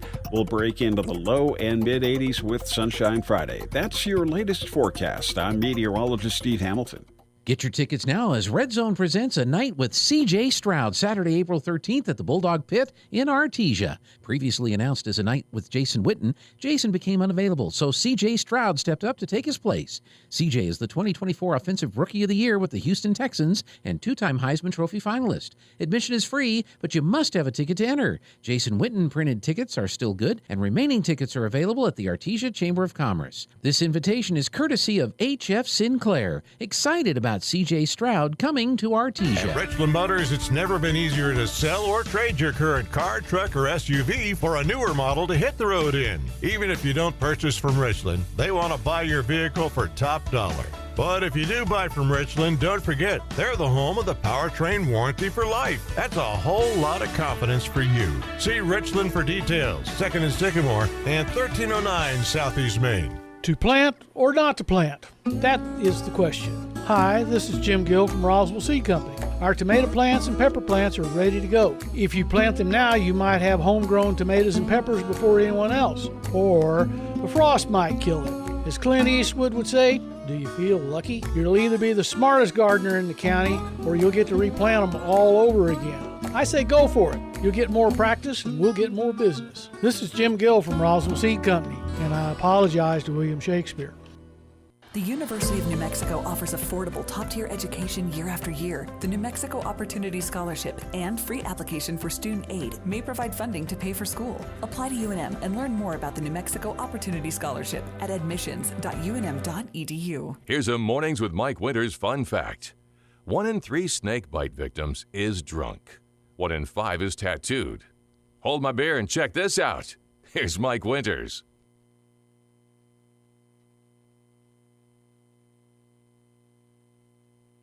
And good morning. It is 18 minutes after 8 o'clock, and I've got some texts out to Sheriff Mike Harrington and our guy down there, Tanner, videoing, waiting to hear back. But every 15 minutes it's a great tool to really educate, and if anybody knows, our guest here, Brian Luck, Superintendent for the Roswell Independent School District here. And this year, they chose to do the events at Dexter High School. So I imagine you were a little out of the loop on this one for this year. So. Yes, sir. And that's actually awesome because that's the way they want it. I mean, they're looking for the element of surprise. And I didn't know it was Dexter High School till about 4 o'clock yesterday afternoon. So, it all went down, and they gave us the T-shirts and everything. That's why things are a little muddy this morning because planning's been – it's all secret in all this. So, but the sheriff is supposed to call me here, and I'm waiting to hear back. They might be having some logistical issues or something there. I don't know, but there's so many moving parts to that. It is, and it always comes off just so perfect for the kids. But But absolutely, whenever he calls, I will graciously let you do your thing. But as important is some of the stuff that that we're talking about here, because when Brian joins us here, that's usually the week of the school board meeting, and as usual, school board did meet on Monday night, and this is probably a lot of budget talk this time of year, right? This is getting heavy. Next month. Is it more in the department's hands at this point, still finalizing their budgets and everything to present? Well, and for us, we've still got to have our 2 public meetings. We've got basically got our walk-in orders from the state the other day with our unit value that we can go forward. Our chief financial officer, assistant superintendent of finance, Mr. Mike Sexton, is going to develop our budget. We get our input from our community, got our 2 board members on that deal, and then we will be ready, hopefully, to come back, I would say, May, June, to present it to the board for their approval, and then it goes up to the state. So, no, there's just lots. I mean, we've had, a lot of sports. Our winter sports have finished up. Our spring sports really are in mid-season, actually, coming up to district play. Just a lot going on. Graduation's like almost here. Like yes, it is. I know we're in that spot where it's like, oh yeah, graduation's like a month away. Well, and you rock along. It's nice and cold, and you never know it's spring. Well, it is in New Mexico. This is spring. It is, yeah. But you rock along, and then the next thing you know, you're like, that's a month away. I know. Or that's 41 days away. Or that kind of a deal. I kind of feel a little bad for like baseball, softball season because they are at the end of the school year like this, and it feels like they play 1,000 games in 30 days. You know what I mean? It's like football season. We start talking about it in July, and by December we're done talking about it. Yeah. But baseball, it's like kind of at the end of February, and then by then we're like, oh, yep, it's over. We're in the playoffs now. Well, we do that in my family, and I tell you what's funny about that is you do 2 at a time. Yeah. So you don't realize how many you've played, and then you look back and you're like, holy cow, we've played this many games in like a week. But that's why there's a lot of double headers and tournaments in baseball and softball. It's. I had somebody tell me once that your baseball, softball, golf, those are lifestyles. Those aren't sports. Those are lifestyles. So I think that fits. I'd argue Tiger Woods would have something to say about that. Boy, I'm not. Martina Navratilova might have something to say about that. I'll leave that for the hour 3 conversation right there. I might know a few people might have a disagreement there. No comment. I tell you what we had really one of the larger issues kind of made the front page of the paper today, which is the Mountain View site selection. So we've talked a lot that we will be able to build a new Mountain View after Nancy Lopez. And we did have an option. We got to looking and comes to find out that the school district owns land basically across from the cemetery on South Main. And so they got to looking as far as logistics, et cetera, all the above. And there was a proposal that maybe we would put it there. Obviously, Brian Luck does not make that decision, nor does anybody in my cabinet make that decision. That's a board decision. So we've had a couple, 2 or 3 meetings to try to get some public input and explain it. And it went back before the board the other night for a vote. And again, the board had requested some more information. And I'm going to compliment the board on that because they want to do it right. Absolutely. And it's interesting. And we've had some. They're not heated, but they're good conversations about when it's all said and done, we will have a brand new building, whether it's at the location that it's currently at or the other location. And that's the key focal point. Sure. And that it's not a sided thing that I don't want it here or I don't want it there. There will be people that want that, and that's fine. Sure. And that's why we want to hear from them. Well, that's what you want to hear all sides. We do. You want to hear everything, the good, the bad, the ugly. So when it's come to say yes or no, they know every single variable there. Right. And like I said, our board, they want to get it perfect. And I like I said, I compliment them on that. We're doing our diligence to provide the answers. Getting it right is way better than getting it fast. Well, and on this one, the current site is I think the cool thing is we own both pieces of land. We own them, so we're not going to have to buy land. But then it's the nuances of the project itself. Well, if we do this, then this, and then you say, well, but that's going to be the same thing at our current site. Sure. And do they even look to like the city's future plans and things on what they want to do in the area, like and how that impacts? Like, okay, it's fine now, but what's this area going to look like 10 years from now? A little bit. That particular piece of land that's there, I've lived in Roswell my whole life. It ain't changed in a while. There's a subdivision that's going to go up around it, and I really hope it does. Yeah. And I wish everybody the greatest success. Yeah, because that'll actually, there's a school to feed betcha. to it. Yeah. That's job security for Absolutely, us. yeah. But no, that took up a pretty decent chunk of our meeting the other night. And again, I'm excited about the process. But it should, because this is a big thing, and it's a big step in the future, and you don't want to, for lack of a better term, half-ass this thing. You want to get it right. You want to make sure that because there's nothing worse than finding out after the fact. Absolutely. Here. So, all right. It looks like the sheriff is on the phone here. Do you mind hanging out for just a few minutes? All yours, and tell him I didn't do it. All right. Let me flip over my phone here, and let's bring Sheriff Mike Harrington on the phone. Hey, Sheriff, can you hear me? Yes, I can. Can you hear me? Yes, sir. For folks who do not, we were kind of talking and giving a little bit, so let me give the sheriff a little bit of introduction. Every 15 minutes is a program put on here by the Chavez County DWI program, and it's been going on for many years now, and it is it's kind of a top secret thing where the plans, everything that's good that's happening right now, the public has been kind of left unaware of until now. So, Sheriff, I kind of want you to explain a little bit of what's going on and what they're doing at Dexter High School here this morning. Okay. So I'm down here right now in Dexter at the high school, and they have been the school in Chavez County that has been chosen for the every 15-minute program. And what they do on this is they don't notify the students that this is actually going to happen, or the people who are involved with this. It is a surprise to them whenever they are taken out of class by the Reaper and brought in to the areas where they are basically make-upped, and that's where we're at right now. We're in the make-up area where they are doing the blood and the bones and all the things that are going on for this accident, as well as doing the white faces on a lot of the students. Okay. And those are the ghosts. But what this is about is basically saying that every 15 minutes someone dies in a alcohol-related crash.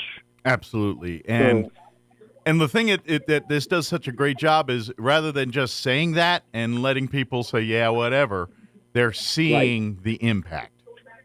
Yes, they are. So as they go out there and they start to actually see the cars that have been placed into place, they look like they've been involved in a head-on collision. There's going to be students from the school that are actually where they've gone through the windshield. Some of them are seriously injured or dead. And so as they are inside the car, you're going to have people in there that are, you can tell, are in pain or bleeding out.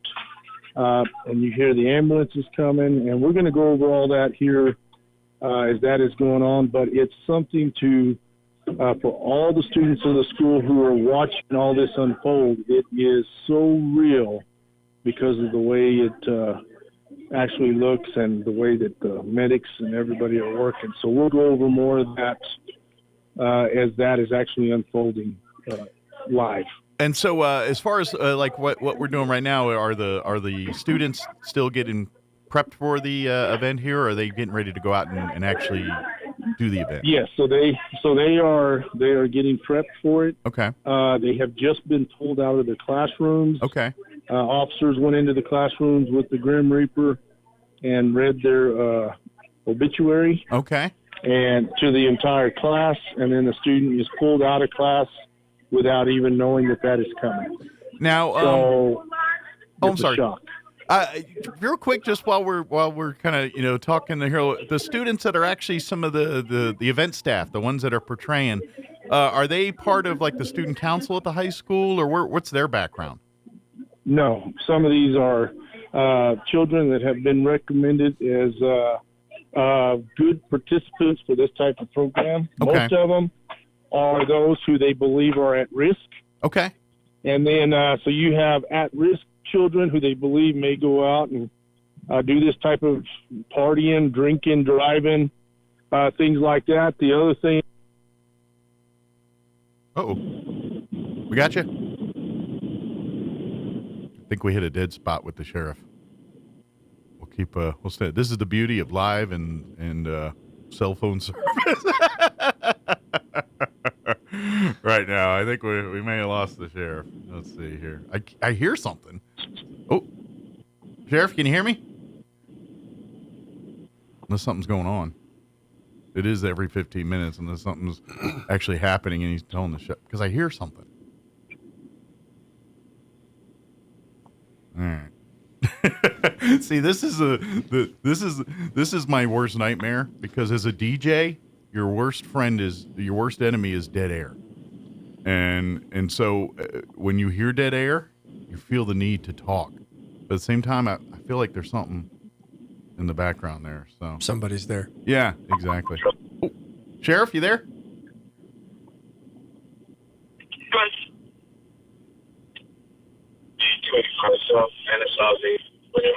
I'm going to bet you he got too close to his pickup, and his phone has switched over to his pickup. Oh, you think that's what it is? Well, I don't know. I better be careful what's going, because if that sounds like I'm hearing radio chatter. It's kind of fun to feel like a fly on a wall. One of the things that they're doing, though, is those kids that they select, they try to get lots of different groups so that they can make the biggest impact on the schools that they can. And they do such a great job. I mean, that thing, that it's a year-long project for that building. So there's been people down there that have known this for a very long time. Absolutely. And they've worked really hard. But, you know, the intent is to make the largest impact that it can. Yeah. I think we got the sheriff back. Sheriff, can you hear me? Okay. Yes, I am back. Very good. Yeah, we kind of heard, and then we lost you there. But if you're not familiar, Brian Luck, superintendent for the Roswell Independent School District, here with me as well. Good. So he's pretty familiar with kind of what you guys are doing today. Yeah. Oh yeah, he's very much involved, and we do appreciate him being involved because you got to have the top guy supporting it to make it a success. So it's a good thing. So, absolutely. But as I was saying earlier, I don't know what you got out of all that, but we were kind of talking about the kids that are selected as victims are generally kids that were been kind of recommended and things like that. Yes. Some of them are kids who they believe may be involved in drinking and driving, maybe partying. Some of them are also role models. Sure. So those are the ones that we're hoping that other kids in the schools look up to. Some kids of your top influence. athletes, some of your with influence. Yeah. And it also gets to show them that this type of accident or this type of crash can involve anybody. It's not, and one common thing that is always said by people, this can happen to me. So what we want to show is no matter what you do in life, if you put yourself in this position or somebody else has, you can become a victim or a drunk driver very easily, no matter what your walk of life is. So that's what we're out here trying to show.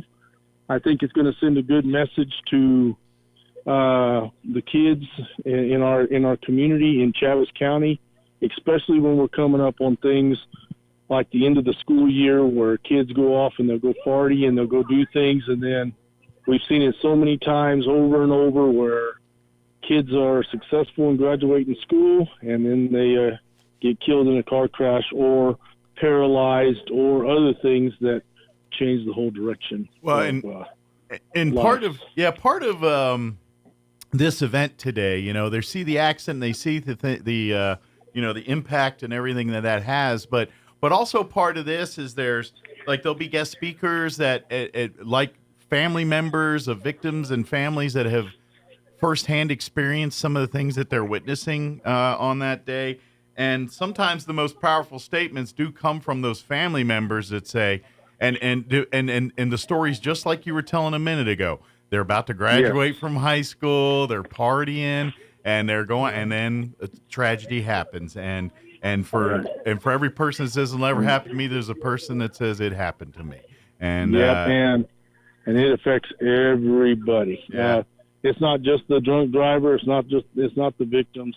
It's the families, and it is something that in our society, everybody knows somebody who has either been arrested for DWI, been involved in a DWI crash, or has even died in a DWI crash. So it touches everybody. So we want to really get that message out there. We want to try to save one life is a success. If we can save one life, we have succeeded. And this program has proven over time that it is a success. And so we're so thankful for Diane Taylor, who puts a lot of this stuff together, really works hard. And she does. As well as all the agencies here. I'm looking right now at the state police officers out here who are working this. And then we also have Dexter PD. We have the Travis County Sheriff's Office. We also have the Roswell Police Department. We have, looks like probation and parole. We have so many different agencies, the fire departments. Everybody comes together on this to make this a success. We have tow companies who donate the cars that are involved in the crash, and today we have a Ford pickup versus I have no idea what that small car is because it is so crashed up you can't see what emblem that is. Used to be a something. It used to be something, but they donate all that stuff. It looks like somebody's donated a whole lot of empty beer cans that are all over the place, and alcohol bottles, and it just makes it look so real that it mimics crash scenes that I have been on and have seen the worst things you can imagine. What? And the people, go ahead. I was say that's the thing here. You'd mentioned all these different law enforcement and EMS and emergency and tow and services that generally are involved in when one of these things happen, and I think you're seeing their presence so strong. One, because Diane Taylor's good at corralling people, but absolutely. I think they're there too because, like you said, you have seen this countless times. There's some of the worst. I'm going to take a stab in some of the worst things in your career as a law enforcement officer that you've ever seen. Probably involved a DUI incident or something that as far as the worst, most just stuff that's set with you sometimes. And these folks see it too. Yeah. And so they want babies killed in car crashes involving alcohol to old people or older people, as well as students and people that we know. And the worst part about it is Travis County is still a very small community, and we know everyone. Mm-hmm. So when you show up, you know whoever's been involved in that crash, and so that's what makes it the hardest, and that's what puts the fire under all these first responders out here to come out and do this voluntarily and try to prevent coming up on something like that again, because like I said, it is somebody that we know, somebody that we care about, and then the next step is going and doing the death notifications that come later to people that we do know, letting them know that their family member has passed because of a DWI crash. Yep. And how much of the fallout after that, mental health, family members, parents, everything from suicides to just complete mental health breakdowns to and across just so many family members that it's now become a bigger issue. Yeah, and that's why this is so. That's why there's beer cans all over the place. That's why these, they're trying to make these accidents and crash sites and everything as realistic as humanly possible here. To make, and then I know it's not pleasant, it's disturbing, it's some cases downright offensive to some people. But you know what? If we can shock you, scare you, make you think today and save your life down the road because you're going to think twice about, getting behind the wheel when you had one drink too many, which is probably one. You know, that's right. the whole point of this. This is what, you know what? So you're mad. So you're scared. Well, guess what? You're alive and you're with us, and you get to live a fruitful life because you had to get reminded that this is a dangerous thing.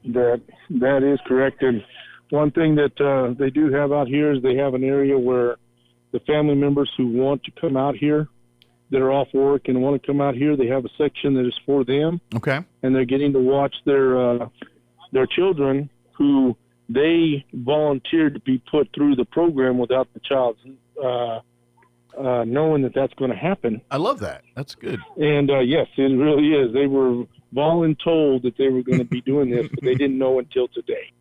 So, but now what you have is you have this section, and the parents who actually know what's going to happen when they see the body bags zipped up over their child, and the hearse come in and take them away. It just breaks down the parents as though it's real. Absolutely, so yeah. They're seeing their real life nightmare before their eyes, basically. Yeah. Exactly. Yeah. And then they have to get up and read the obituary. Later on today, you're going to have the court process. You're going to have the funerals. You're going to have all these different things, and they have to get up and read their child's obituary to their child, and they don't get to have any contact with their kids. Their kids go off to a place tonight where they're dead. They're dead. Yeah, they're gone. Oh, so man. It's a really crazy feeling whenever all these kids are walking out and all their faces are painted white, and those are the number of people that die every 15 minutes throughout the day. And then you have the Grim Reapers walking around here, and you're going to have all these different things happening. And one of the things that I talk about when all this is going on is that the Grim Reaper is just floating around because he knows that where a DWI crash has happened, death is usually there. Yep. And so the way it's going, the way it's actually going to be, it's real. It's so real to everybody, and the kids are so fixated on watching this. And then when the helicopter comes in, it just brings reality to a whole new level. Well, and something that for folks like we're talking here about it on the radio and all this here, and obviously folks there at Dexter High, we're hoping you're seeing and all this. We do have our camera guy there with the sheriff, and he's filming and doing this stuff. Now. And so we'll be able to put some of that up later after the fact for people to see and everything here. We'll do our little packaging and editing and all that stuff to it. But but you can kind of get that way. If you're not there getting the visual now, you can get a sense of it here a little bit later after all said and done, and you can kind of see exactly what the every 15 minutes looks like if you can't be there live for the event. And so yes, and that's exactly right. And so he was in there. He went and videoed the kids being pulled out of class. He also went in and was videoing them being make-upped over, and then he's right here beside me now, and we're getting ready to get this thing started with the actual crash and the victims and the suspect. And well, in here in a little while, we're gonna video the state police doing or the Dexter PD, depending on who it is. We're gonna have videotape them doing the DWI field sobriety tests on the drunk driver. We're gonna be doing lots of that. So we want to really get that out there, as it doesn't end with the crash. No, this is the crash is really is the tip of the iceberg. It's the other stuff that sees and sinks home and all that stuff. That's the shocker to grab you to say, whoa. The shock and awe. Everything else comes after that. That's when the gravity hits. So yeah, you're absolutely right. And it's a lifetime of it. Absolutely. But I guess we should probably mention that for folks, obviously if you're listening here, you're in the loop, but spread the word. If when that crash and everything goes down, there might be some people in the area that aren't understanding, or they're in Dexter that's like, whoa, what's going on at the high school?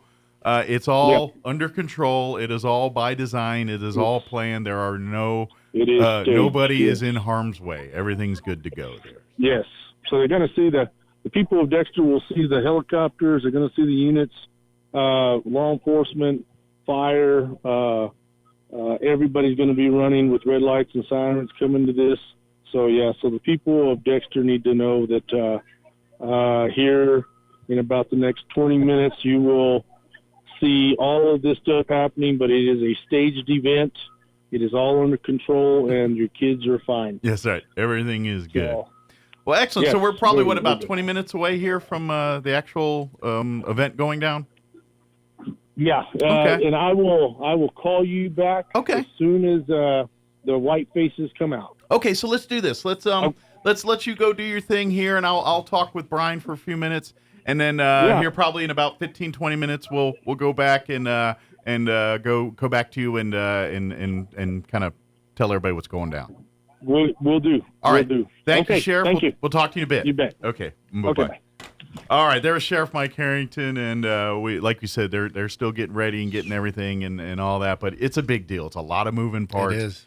Brian, you can attest. You've been a part of these in the past, and Many. and yes, and so there's a lot of moving parts. I get chills when he's talking about the different things and the different groups of kids that have gone through that and the memories, and I know what they're doing right now, and it's interesting. That little town's going to go through a pretty good wave of emotions. Yeah. Any type of a family event or any type of a loss for a student, maybe it wasn't a DWI, maybe it was just a grandparent or an aunt and uncle that they cared about. I mean, immediately, you just never know when you open that door, and the hope there is that mark is left of, if they do this, this is a potential for this, and they may never, we may never know that it worked, but boy, if it can have that impact. Well, and that's the thing. There is no. You just hope it sinks home, and the numbers will speak for itself. And to be honest, that's the way they look. There's a reason why they do it every year, because they see the impact, they see the and to be honest, you're seeing it right then and there, because you're seeing kids, you're seeing the reaction, you're seeing the impact that the events are making, and it does ring true. I mean, even the kids, they kind of take it a little like, oh, it's a day out of class and all this. You know how kids do. That lasts about 5 minutes. I'll say that changes real quick once it all goes down. And immediately the consensus of the group is it's interesting how that whole everything changes.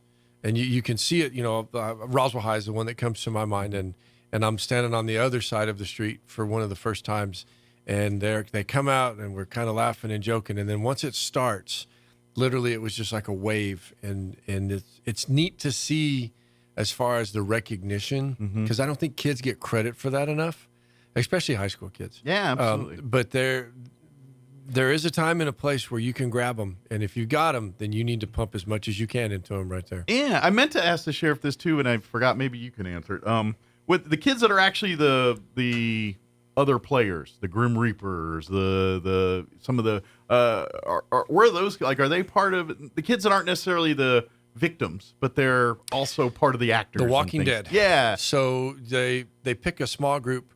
And the parents have to agree to that. So your parents agree to be in an accident, or the one that is the deceased that gets zipped up. The parent knows that. Okay. But then the rest of them are Grim Reaper, are Walking Dead. So they try to find the tallest, biggest law enforcement person they can. People that look intimidating. The Grim Reaper person is an adult. Okay. So, but the rest of them, they're on the other side of the scene. They get the closest view. That's sense. The group that they're looking to impact. Sure, that's who they're trying to. Then, and I know Mike's come on a bunch, and then they'll go to the courthouse and they'll arraign the person, and the driver is put in the orange jumpsuit, and the kids sit behind it, and then but they'll walk them through, and they watch them. It's just really powerful, but they're taken out of the scene, and then the other parts of that though is. It doesn't get talked about a whole lot is, okay, kids, then go back to class. And, I've had a teacher one time say, really, we're supposed to just go back to class? And I said, so it's much different after a real event happens? No. I was like, life still goes on, and you have to get back to where you're at, and you try to figure out how you're going to deal with it. Yeah. And that's part of it too. Well, exactly. That's part of this learning process and the emotions and the you're trying to think about this when tentpole events in history, 9/11, Pearl Harbor, Kennedy assassination.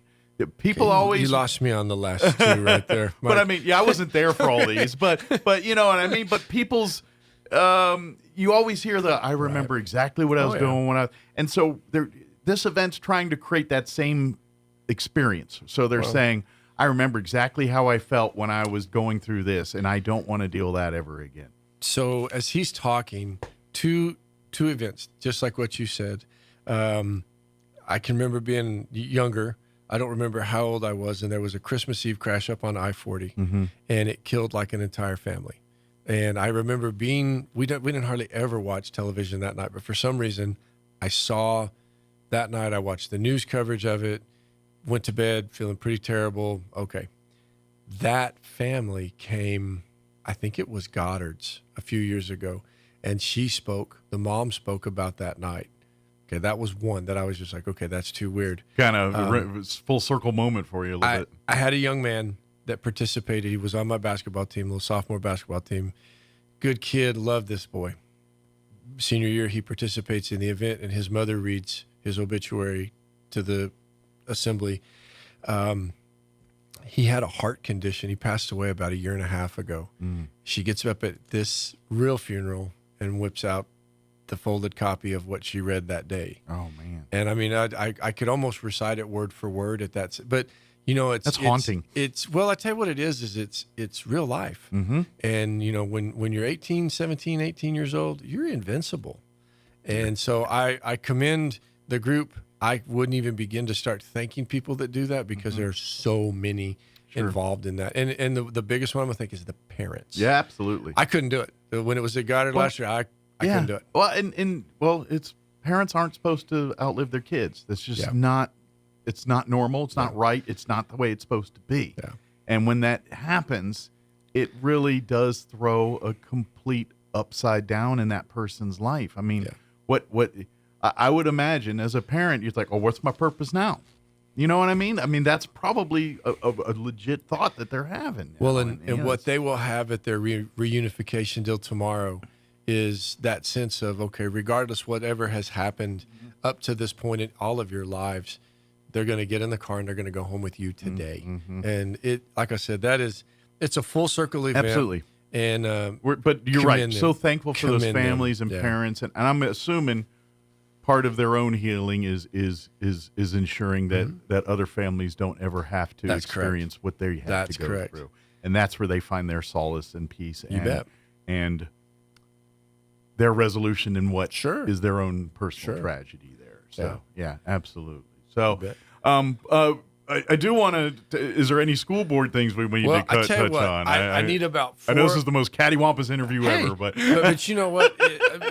Anytime on that. If I have I something, appreciate it. I really if I have do. something more pressing, boy, I'll call you. And too. it is all related because this is all about our kids and everything else. And, and this could have. And to be honest, if this was done at a Dexter or at a Goddard or Roswell High, Brian would probably be out there doing this stuff out there and wouldn't even be with us today because he's busy with that.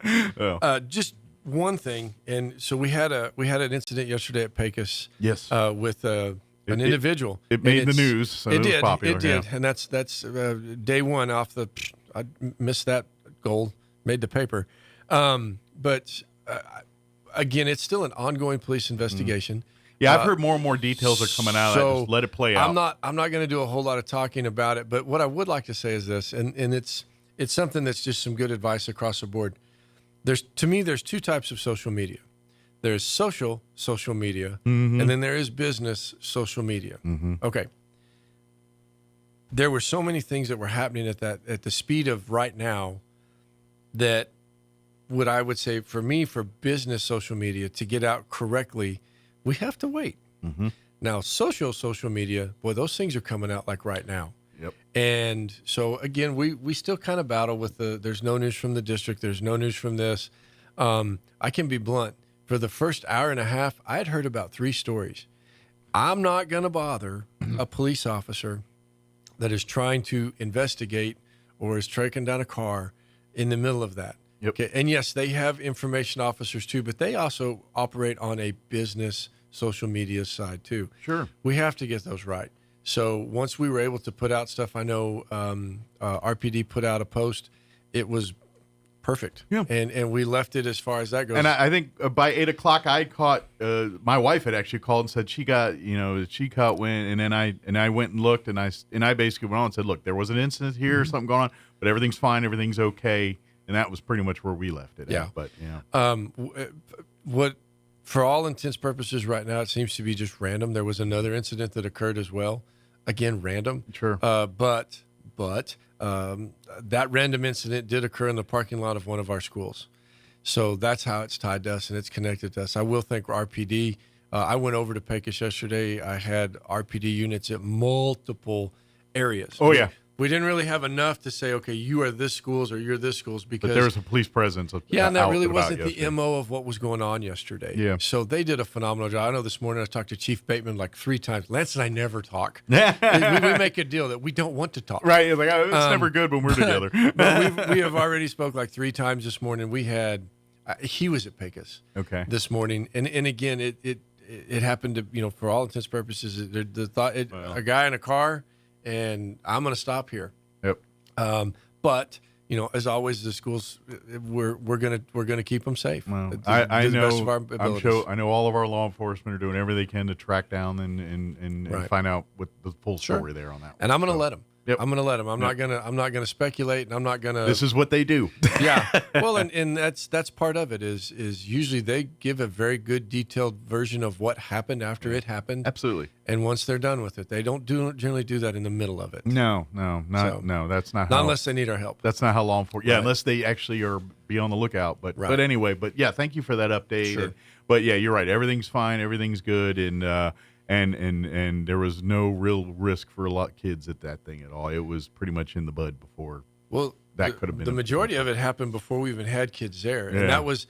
Anytime we have these, it's another great learning experience for us. That happened at like 7:20. We start getting the police on scene around 7:30. That's another story.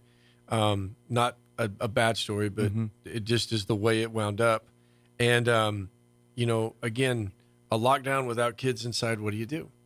And just good learning. Well, it's good learning. Sure. It's like something It's that a happens scenario. at a lunch. Yeah. Well, and that's just it. And to be honest, when they do these things, it's all scenarios based on past experience. That's when they come up with plans and their security details. And when there's things that are not experienced, then you have to kind of write the curriculum for that, and that's kind of what's going on there. Right. So. And so, I mean, one of the posts, and it said something about Uvalde, and I was like, I can assure you. I can assure you. Well, but the other point to that is we have done our best, clean my language up, to learn everything we can from others' mistakes. Absolutely. So that we don't get to be on the news one day saying, well, this is where you did this wrong. Absolutely. So, yeah, it's all about lessons learned and doing the, it's a new world. We're all kind of learning it together a little bit here. But if you missed any of the board meeting, you can always go back and watch it if you go to the RISD's website. And that's actually state law now. Is it? Yeah. Ooh, so now not only do you get to, you have to. Well, we have to have it on there, and we will. And the interesting, even after COVID, we decided to keep doing it. Good deal. Well, yeah, this is something you guys have been doing for several years now already. You're kind of ahead of the curve on this one, but you can go there, and there's a YouTube link for that for last night or Monday night's meeting, and everyone for the last several years. There, you're going to watch the rest of those. We got to visit. I guess if you spend a lot of money on sleep aids, maybe they'll don't need it anymore. Very good.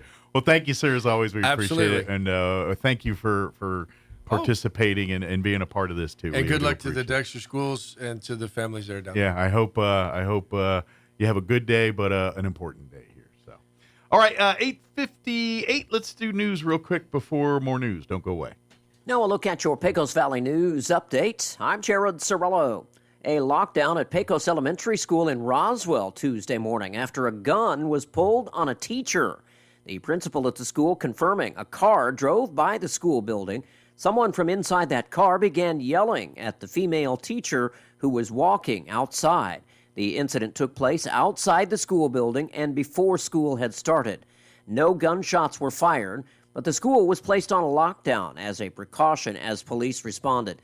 It is not believed the person in the car who pulled the gun is associated in any way with the school or a student at the school. However, nobody is yet in custody, and police say they are looking for a dark gray or silver SUV. The Southeast New Mexico Community Action Corporation is looking to raise about $20,000 to help Eddy County senior citizens. The nonprofit group recently spoke to county commissioners about their plight. Program Director Belinda Lopez says the agency is facing funding cuts and yet increased demand for senior services in the community. The group's website says they offer meals for senior citizens, along with a senior companion program and a foster grandparent program. You're up to date. I'm Jared Sorello. The forecast today following yesterday's severe weather in the Gulf and Deep South. That's the sound of huge balls of hail hitting Texas yesterday, captured by Chad Pacey. There were also water rescues from flash flooding. National Weather Service meteorologist Ashton Robinson. We have a moderate risk of flash flood potential from Louisiana through southern Alabama in advance of the storms that are going to be moving through. Some Louisiana schools, courts, and state buildings announcing closures due to the weather. I'm Julie Walker. The latest inflation report is triggering a Wall Street sell-off. The Consumer Price Index has prices rising 0.4% February to March, and prices 3.8% higher than a year ago. Cost of car insurance, gasoline, and shelter playing a major role in last month's price hikes. 5 months in jail, the sentence for former Trump Organization CFO Alan Weisselberg. 76-year-old Weisselberg pleading guilty to perjury for lying under oath during testimony in a lawsuit brought against Donald Trump by the New York State Attorney General. A rift between the U.S. and Israel is growing wider as President Biden criticizes Prime Minister Netanyahu's handling of the Gaza war. Mr. Biden tells Univision, quote, "What he's doing is a mistake. I don't agree with his approach." Biden is once again demanding that Israel agree to a ceasefire, a pause that Israel says would only give Hamas time to regroup.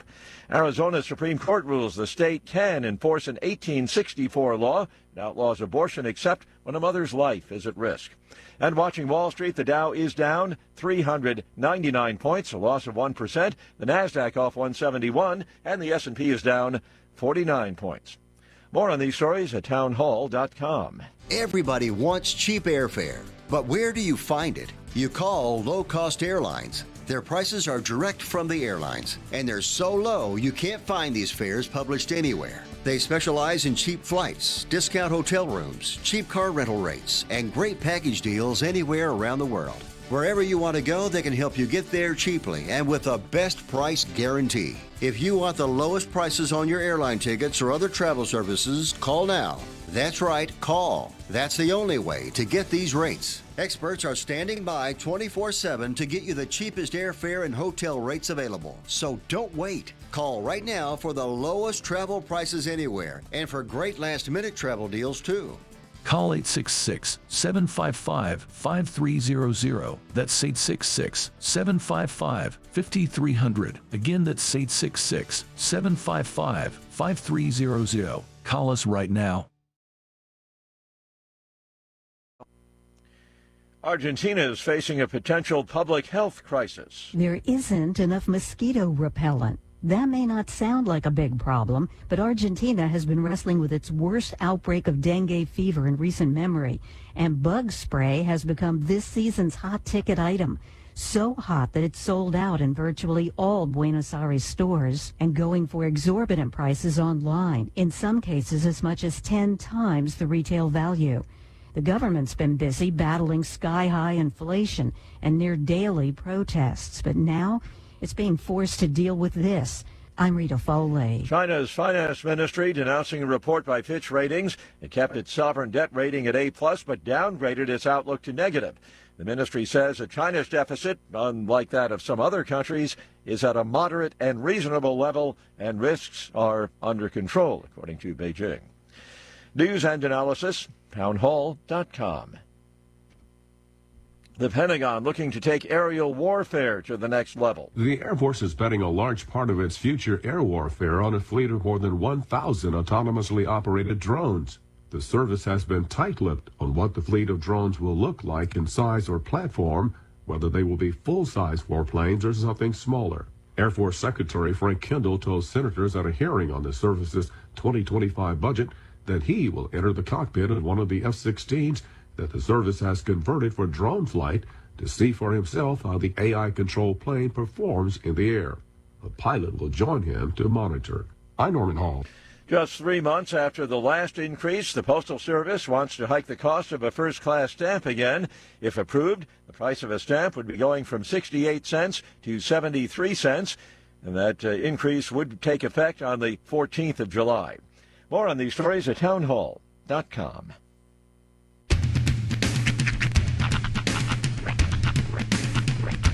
What in the wide, wide world of sports is going on here? I promise you, whatever scum did this, not one man on this force will rest for 1 minute until he's behind bars.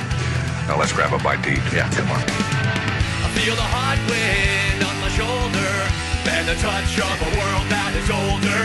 I hit the switch and check the number. I leave it on and then I slumber. I hear the rhythm ringing through it. Flamenco guitar and cumbia music. I hear the talking of the DJ. The travel listen, what does he say? I'm on a Mexican radio. I'm on a Mexican radio. Broadcasting live from high atop the J.P. White Building in downtown Roswell, New Mexico. It's Mornings with Mike Winters on 106.5 Roswell's Talk FM. Is that what I sound like when I talk? Now, here's your host, Mike Winters.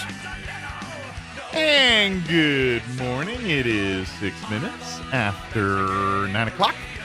Welcome to our number Crazy Viernes of Mornings with Mike Winters right here on 106.5 Roswell's Talk FM. Happy Wednesday. Yes. We are right in the midst of every 15 minutes. Sheriff Mike Carrington probably calling us in the next 5-10 minutes here for the. This is when they're actually going to be doing the crash and everything else. That's a little different from how they did it when I was in school. Is it? Well, because when I went, it was the entirety of the school day. Like they would announce, that we would be doing this at the beginning of morning announcements, and then literally every 15 minutes. The Grim Reaper would come to one classroom and take a student out. Well, and they may have been doing that already. Okay. Like he was explaining earlier that they were doing and getting the kids. So I think that part's already happened. Okay. And now they go to a crash. Because that's at the end of the day. Yeah. It was actually kind of crazy how they did it. Over the PA in the school, they played the sound of the 911 call. Okay. Like the sound of a crash in the 911 call. This, teenage girl who was crying, and we were ushered out into the parking lot where the cafeteria was at Roswell High. Okay. Where the tennis courts are, and they had the accident set up right there in that street across from where the apartments are. Okay. And it was, they really did a great job simulating that crash. Nice. It was very, very well put together. Yeah, and I imagine, and of course, I'm sure the event has evolved a bit over the years on the logistics and things. Sean wasn't in high school a week ago. So back when I was in school, the iMac was still very and we popular. never had anything like this. And growing up for me, we didn't have anything to this level or anything. I think I'm trying to think. Did we even I think the best we ever had was anything remotely like this was they would do the crashed up car on the trailer showing up at like your project graduations and all the high school games and what have you. That was kind of more, they had more of that when I was in school. Okay. And this is Maryland, too. Yeah. This is also a different state. And this was back in the 60s. Things were different back then. Back in the aughts. Everybody's so focused on the war. Back when all my school books, I wrapped them around a belt. A leather belt, yeah. Threw them over my shoulder. Went to our one-room schoolhouse. That's right. After school, we all went out and had a malted. Some lady with a skirt down to her ankles was my teacher. Knuckles all bloodied up because I was writing with the wrong hand. I did all my ciphering on a chalkboard with a big piece of chalk about the size of a hot dog. Yeah. I will say for a certain generation, the best example of this was sort of when it happened like in real life. Not necessarily because of this scenario, but like several people that I've talked to have that memory of getting their yearbook and finding that one full page memorial ad to like Mike, who was coming back from. Ours, I can't remember the kid's name offhand, but there was a kid that was coming back from I don't want to disrespect him and say it was a Nickelback concert. It was some concert in like Las Cruces, and basically a semi truck driver hopped the median essentially and took it and crashed into him. That was in my sophomore year. Okay. I think the kid's name was Mark. And yeah, I went to his funeral and stuff, and then the full page ad in the yearbook to memorialize. We had one in one of my yearbooks does. I'm not sure of all, but I know maybe my junior yearbook, but one of them has we had a student, and I, for life of me, don't remember how we lost her. It wasn't a car accident. I think it was something medical. But anyway, it was the full page yearbook. Creed. It was Creed. Ah. That was an important detail in that story. I don't know why it just popped in my head, but yeah, it was Creed. Well, as soon as you said Nickelback, I was like... It puts the story in the wrong era. Well, yeah, but I always think Nickelback secretly the most loved band closetly. Like, I think all these people that have visceral hate for Nickelback are the ones that are in their basement jamming out to a couple of them songs because they really like it and they just don't want to admit probably. it. I don't have visceral hate for Nickelback one way or There are another. some people that literally I know that if you mention, there's the sheriff. Okay. That mentions Nickelback, that you said a 4-letter word. I can hear your ringtone through my headphones. All right, let me crickets are chilly. chirping. All right, and hit that button right there. And it is 9/11, and Sheriff Mike Harrington back on the phone with us here. Hey, Sheriff, how's things there at Dexter? So they're going real good. We're getting everybody now in place. So this is all about to kick off here in just a few minutes. All the white faces have come out. They're now standing around. We also have Death now walking around on the scene, and they are now placing the victims as well as the suspect in the vehicles. They're already all moulaged up, and we are getting ready to begin. Awesome. So as we come up, one of the things that we're seeing is a lot of parents are out here who have volunteered their children to be here, okay, as well as other people. And so what we're seeing right now is the emotions are running high. I just interviewed a couple of the families, and we did record that on video. And so with that, they are very much on board and participants of this. So if you look inside the vehicle, you're going to see airbags have deployed. You're going to see the victims that are all inside bloody. Even on one of them, it's got as graphic as one of them is bleeding a lot and now has a handprint on the window where he's trying to get out of the car and the door won't open. The back windows are busted out from the crash. And it's very, very real to see you're trapped inside of this car and you're waiting on people to get here. So as you go through and you're looking at all this, it is very real, very realistic. And like I said, when you're inside that car and you can't get out, as we have seen in the recent past, sometimes the car catches on fire and they're trapped inside the car, and that happens as well. So just things are going on, and very, very quiet right now. The students are going to be coming out here in just a minute. Once they bring them out, we'll start doing more. But I'm just looking at all the things that are going. Here comes they're starting to tell the kids to come out. And that's kind of what I was, like you were saying, was very quiet. I was kind of, here you go. Yeah. So I was hearing the announcements there. Yeah. Is bringing you every 15 minutes today. Go to the silver. Some of you have already experienced part of the program. But at 9:20 when the bell rings, I need everybody to exit the building and head towards the football stadium. So they're just having the student body come out to see the event here, basically. Yeah. Okay. So, what's so like you said? sure. It was very. Is it kind of somber quiet, like that eerie quiet, or that like anticipation? Yeah. What's kind of the faces? Are they kind of that like, whoa, what's going to happen next kind of look? Yeah, so that's what it is right now. The parents who are over here on the side, they are, like one of them just told me a minute ago, they're trying to hold back tears. Yeah. It's a very, very real feeling to them right now. And also, these are the ones who know what's happening. Mm-hmm. There's people who know what's happening. And so with that, here in just a few minutes, for the students who are coming out that had no idea that this was going to happen today, it's going to even be more of a shock. Yeah. I would imagine seeing their parents' reaction to it is going to sink. You know what I mean?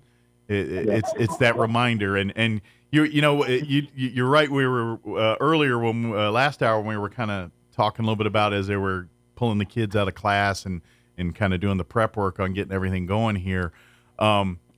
We had, of course, Brian Luck, superintendent for RASD, with us at the time, and he was talking exactly what you're just talking about right now, how when they've done it in years past at Goddard and Roswell High, the parents are there and they know everything, and they're reading the obituary of their kid, and it's a different, it hits you way different than anything, and you can't really explain it.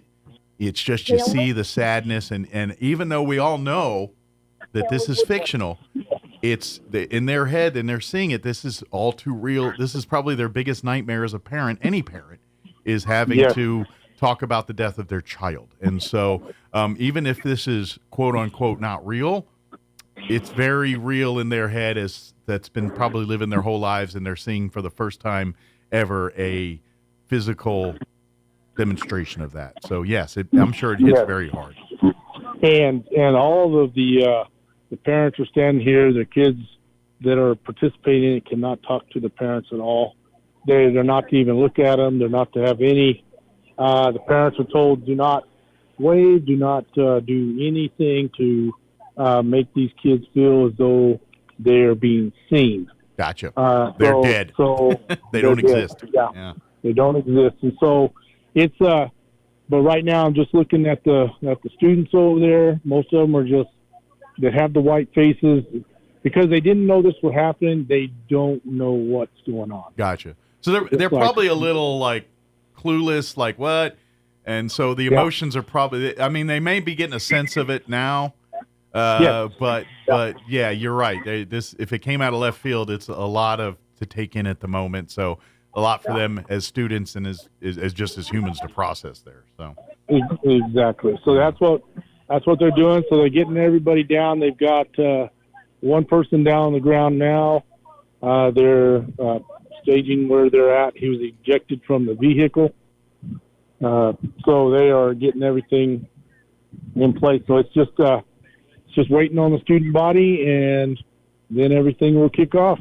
So I can call you back as soon as that starts. Sounds good. We do appreciate the updates here, Sheriff, and thank you. Absolutely. Thank you so much. And folks, again, if you are in that Dexter area, this is all planned. If you're hearing the helicopters and the sirens and the whistles or all the loud noises, it is everything is okay. It is by design. So. Yeah, absolutely. Yeah. All right. Thank you. Thank you, Sheriff. We'll talk to you in a little bit. Okay. All right. Bye-bye. Take care. Bye-bye. All right, that was Sheriff Mike Harrington here. We'll get an update here in just a few minutes there. I'm supposed to have the folks in Roswell Communal Theater join us. I'm not sure if they're here or not. Give me a thumbs up one way or another if they're here. I can't. Oh, they can't see me or hear me. So, all right, no, they are here? All right, sweet. All right, it is 9:18. Let's go ahead and take get you into weather, quick commercial break. And then we'll talk with the folks in the communal theater, and then we'll probably get joined by the sheriff here as part of that, too. So kind of breaking in as things kind of play out there in Dexter. So quick break. We'll be back. You're listening to Mornings with Mike Winters. I'm meteorologist Steve Hamilton with your Pecos Valley weather. We're back to fair conditions today with that low-pressure system moving off to the east. We have high pressure setting up in the Four Corners, so we get sunshine today. Pretty nice daytime highs, too, right around 70. Overnight will be clear. We'll drop down to about 40, and then mid to upper 70s for the afternoon high on Thursday, and sunny. We'll break into the low and mid 80s with sunshine Friday. That's your latest forecast. I'm meteorologist Steve Hamilton. Attention Roswell and surrounding areas. What you're about to hear will totally blow your mind. It's the grand reopening at the all-new Roswell Ford. The all-new Roswell Ford has new management and a whole new attitude. I interrupt this commercial for more breaking news. Attention car buyers. The all-new Roswell Ford needs your trade, and we need them now. So there's never been a better time to trade and upgrade to a new Ford or quality pre-owned car, truck, or SUV for less. Making payments on your current vehicle and you want out early? Even if your current car is rusted, busted, and can't be trusted, Roswell Ford wants to spring you out of your trade, even if you owe thousands more than it's worth. Worried about payment or interest rate? Don't sweat it. Roswell Ford has partnered with more lenders that can help with all types of credit with rates as low as 0% for 66 months. Get pre-approved today at RoswellFord.com. Lower prices, exceptional trade-in values, and a better buying experience. Get on board at Roswell Ford, 821 North Main Street in beautiful Roswell, or visit us online at RoswellFord.com. $15.15 per thousand financed on select models with approved credit.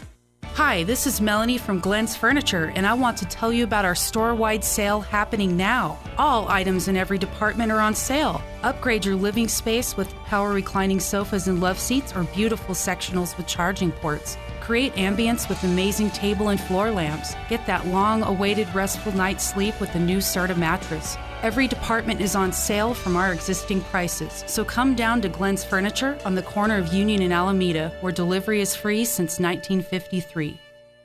Wakefield Oil Express has the highest quality service in Roswell with a 17-point full-service oil change that includes a full wash and vacuum at their car wash. You won't find a better deal. They also offer full synthetic oil changes, fuel and cabin filter replacements, and will even check your battery. Their tunnel wash isn't afraid of dirty vehicles. They have the best value wash in town with free vacuums. They even offer wash passes that can be used for multiple vehicles. Next time you need your oil changed, go to the fast and efficient Wakefield Oil Express and let them earn your business. 3204 North Main, Roswell. What made Roswell Hyundai the #1 used car dealership in southeastern New Mexico for 2023?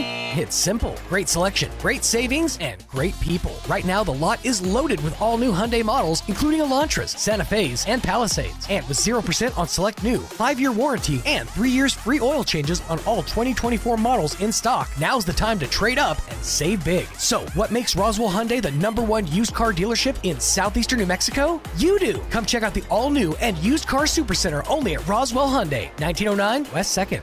Here's a Mornings with Mike Winters fun fact. The first toilet being flushed in a motion picture was in the movie Psycho. Mike thought it was Gone with the Wind. Here's Mike Winters. And good morning. That's a thinker. It's 22 minutes after 9 o'clock. And joining us in studio this morning as we wait between the sheriff, Mike Harrington, giving us our next update here from out at Dexter High School. But we have Beverly Coots and Alethea Hart with the Roswell Community Theater joining us this morning. Good morning, ladies. How y'all doing today? Good morning. Doing good. Doing good? Doing well. Life is good? Yes, yes. Of course, you got a busy event coming up here in just this weekend here on the 13th. We talked to you a couple weeks ago about this. This is a cool workshop that you're doing, and this is kind of your brainchild, right, Beverly? Or is it? I mean, it's collectively, it's both of our brainchilds, but we're trying to make a business where there was no business before. Gotcha. Well, there's interest and everything, but there's probably people that know. You know what I mean? It's a resource. Like a lot of people, and to be honest, whether you want to act or whatever you want to do in life, doesn't matter. This is kind of, it's the social skills. Give you the social skills so you have them. Yeah, for real. And that's really what the storyology is all about here. Right. So, but I'd give the rudimentary, give the full detail of what this is here. So basically, we have developed a workshop for those people who would like to learn more about telling stories, which is one of the major forms of communication. So how to kind of get out of your shell, how to be bold, how to be brave, whether you're on stage or just talking in a group or trying to get a point across. So you know how many doors and avenues and windows open up for you if you're just liked. Yeah. Right. Or listen to. I don't care if you're liked. But I think if you tell a good story, people like you. You know what I mean? Do. It's all in, people like you based on your personality and how you vibe out there. And telling a story, if you don't show your personality in any, that's the best way to do it. Yeah. And so, yeah, absolutely. I make a pretty good, I make an all right living. I make a living. doing this very thing. Yeah, you do. And that's a really good example. You know.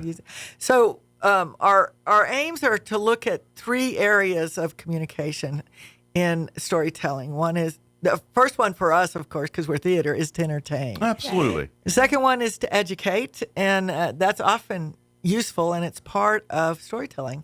And Your the best teachers are the best storytellers. That's Just right. saying. Yeah. That's right.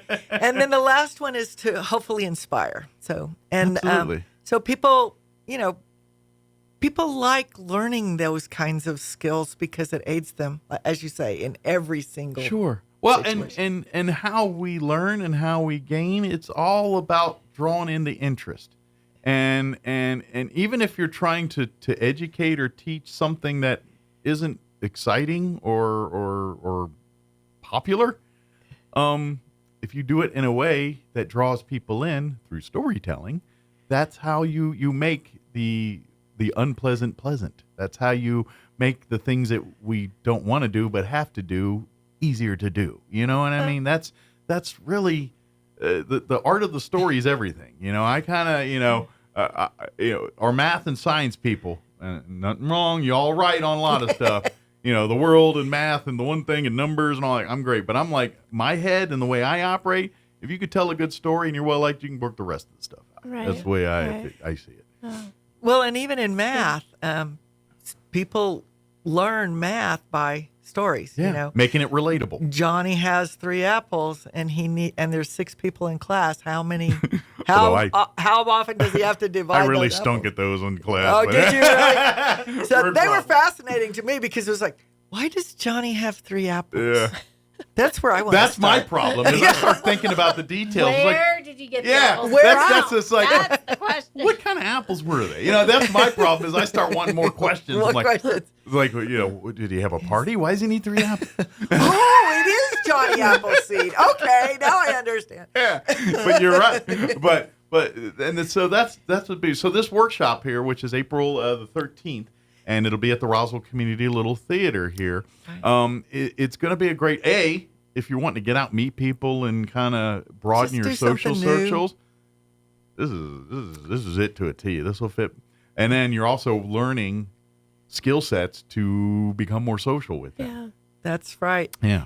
I do have to say that we are going to cut off registration on Thursday evening. Okay. So it's getting So close. you got till about 24 hours left got here. about 24 hours, Yeah. maybe 36. Maybe give or take.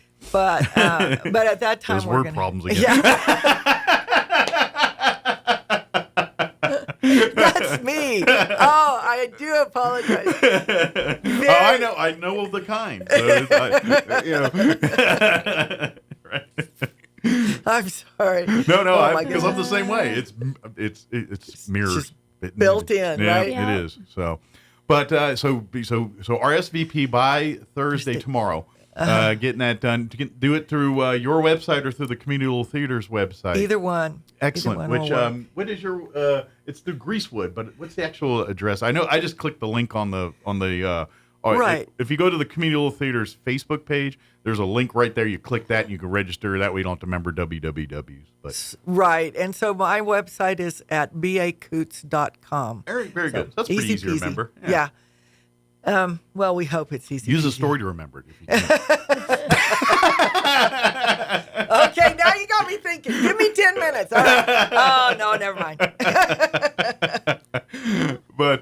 But is it so for you in the class here? How does it? Is it a lot of like for you guys in the workshop? Is it because I imagine it's a little like your Mission Improbable.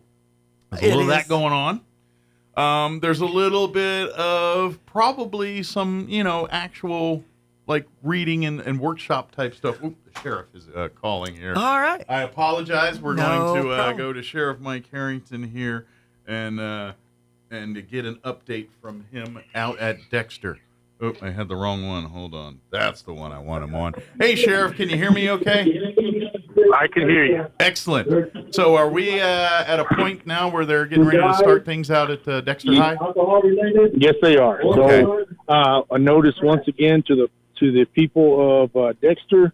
They're going to hear sirens. They're going to hear see a helicopter in probably less than a minute. We're going to do the page out. Sirens are going to be going on all over Dexter as the state police, Chaves County Sheriff's Office, and the Dexter Police Department are going to be responding. So just so you know, that's going to be happening. If you live in Dexter, this is a staged event. Everything is okay, but it is a very impactful event that's going to make a difference. So we're doing it. But as of right now, all the students are outside. They are very focused. I'm glad to see the number of students that we actually have here is enough to actually be able to see everything, to be able to hear everything. It's not an overcrowding, but I think it's going to make a difference. But here comes the page now.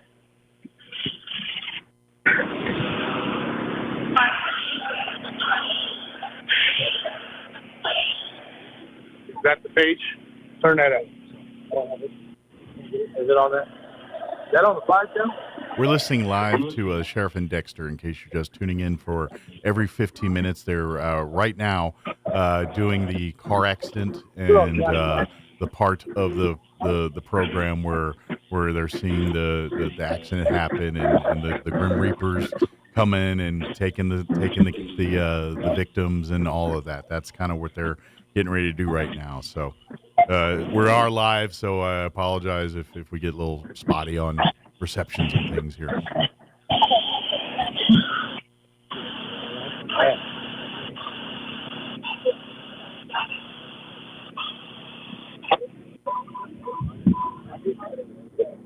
All right, so they're now dispatching the fire, the police, and the way it usually happens at these types of events is the police are the ones who usually arrive on scene first. Okay.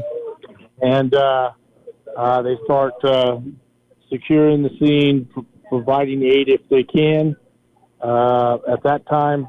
But the main thing is to make sure nobody else becomes part of the crash. Sure.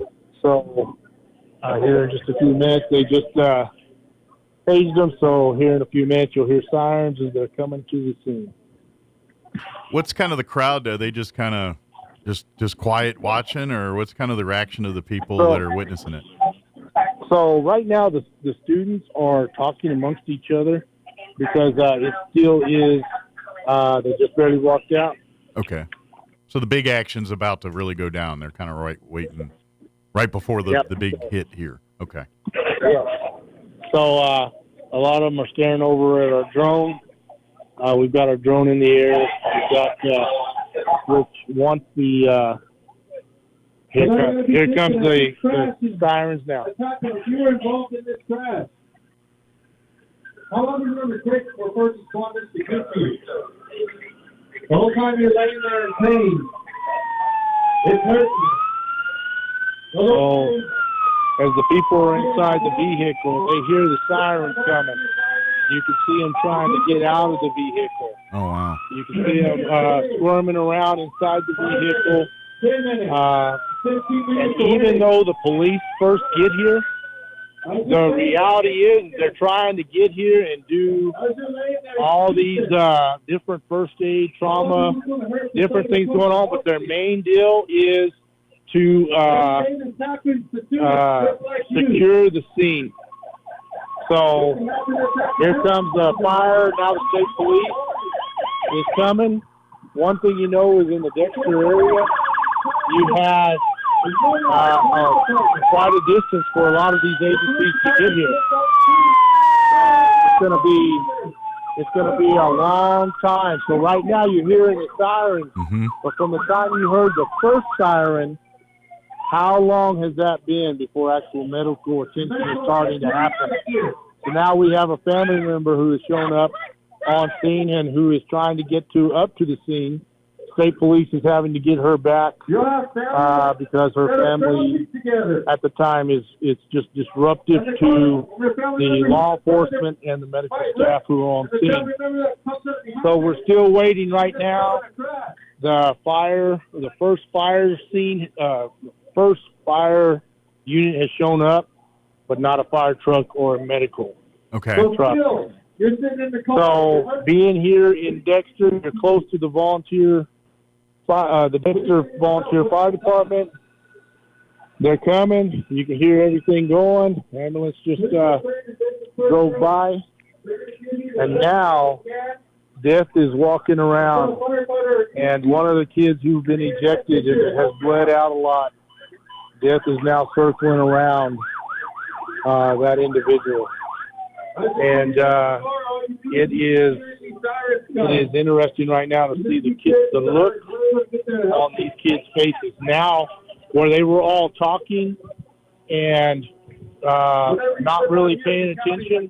As soon as all this kicked off, they are focused. Everybody is now looking. The family members are on the side over there, and you can see some of the family members now are emotional. It does sound like chaos from our end. You hear the sirens, you can hear the screaming, you can hear, when you mentioned the victims, family members showed up there, you can hear them kind of screaming what's going on. It sounds like chaos out there right now. So now the state police has the driver of the vehicle who is injured but still coherent. They are now performing the field sobriety test on that individual. And as they're doing that, they're doing the eye gaze and the nystagmus. They're going to do some other field sobriety tests to determine whether or not they are intoxicated. So she right now is performing the test. So the state police is doing that right now. So they have been able to immediately secure the drunk driver and starting their investigation into possible DWI. Wow. It's you can kind of just, it sounds so intense over the phone here, and just hearing the I can imagine what you're seeing, but just hearing it is enough to make me like, man, that's crazy. I'm sure people there physically a part of it. I would imagine that most people are uncomfortable at best right now, and possibly a little bit angry, sad, and traumatized at the rest. So yes, and so right now the kids, you can see there are some that are trying to look around and see everything, but there are some that are focused on just the girl that's laying in the street with all the blood around her, and the medics trying to hold the wound from pumping blood through. So as you can hear here, you'll hear the state police giving the test. Wow, yeah, you can hear them give instructions. 3 step. 1, 2, 3. Just real curious, Sheriff. The law enforcement folks, are they do they know the injuries and things that they're quote unquote treating like now? Is that scripted for them, or did they just come on the scene like, here's the deal, and do something to them? No, they just came on the scene. Okay. To see what happened. They have no idea up until the time that they got here what the injuries are. Okay. They just pulled the blanket over the female victim that was in the road. She is now passed. She has now died from this alcohol-related injury. It appears as though she was ejected from the windshield of one of the cars, and so she is now deceased, and the medics have now left her covered in a blanket on the road as they moved on to treat those who are inside the vehicle as they're moving them out. You can see some of the things. So we're going to go around that side of the truck and see them getting them out of there. So I'm just directing him with the camera real quick. So we got the Jaws of Life coming out now, and they are getting ready to start this thing up. They got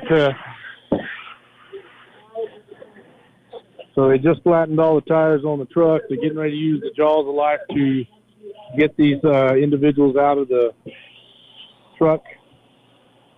You have 2 passengers in there that are trapped.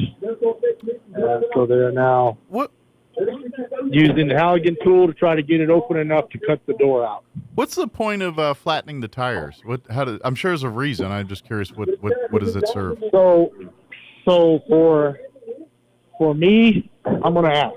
Okay. We're going to be executing out of both units. So all units on scene at least an hour. So I got Mike in the morning on live. What is the purpose of flattening the tires? Purpose of flattening the tires is to stabilize the vehicle so that it doesn't move when we're executing. That way we don't cause further harm to the patients. Makes sense. Okay. That makes sense. Did you get that? Okay. Yes, sir. Thank you for that information. Yes. I kind of I figured it was something along those lines, but I wasn't sure.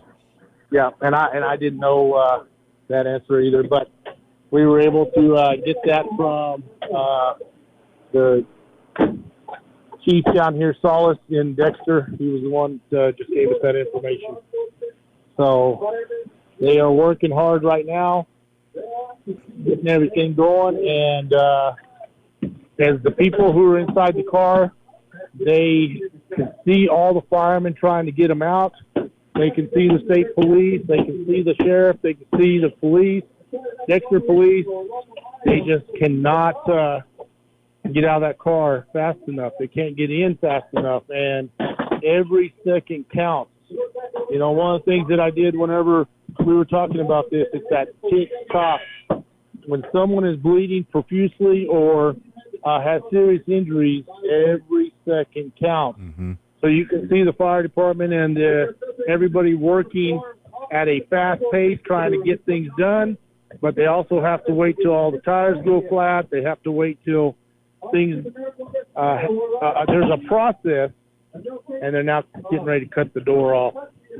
So they're using the jaws of life now to actually cut the door off.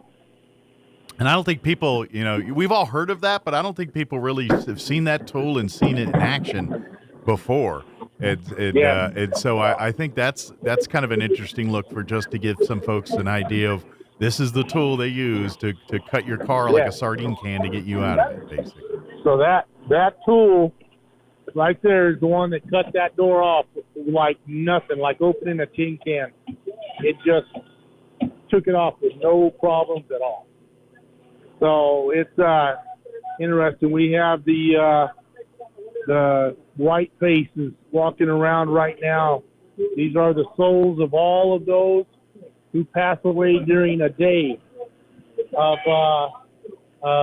every single day, every 15 minutes, somebody passes away from a DWI-related crash in the United States. So we're watching now. All the faces have moved over. They're watching the Grim Reaper. The Grim Reaper is right now really being around the sides of the truck where these individuals who are bleeding profusely. There's actually blood dripping off of the bottom part of the door as it's coming off of them onto the ground. So as you can see, the blood is dripping right there, and it's coming straight down from that individual that's in the truck. So wow, it's a very very graphic, real, very graphic. Wow. Yes. So and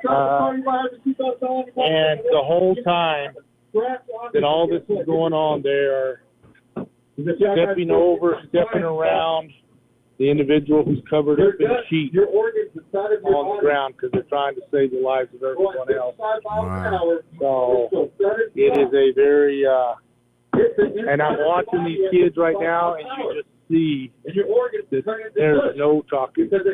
Well, that's good. There's none.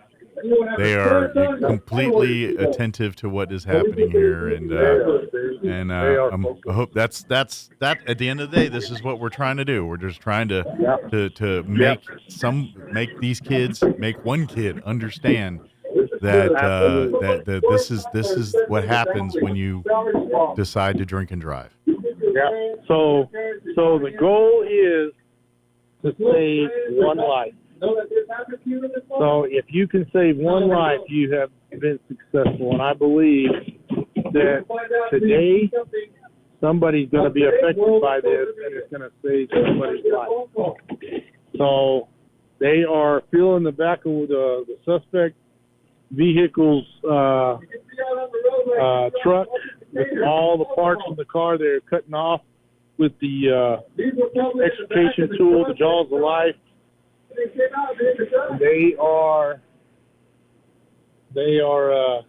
It's nonstop busy with the firemen. They are now, the law enforcement is now pretty much keeping everybody back, keeping everything to the side. They've already made the DWI arrest.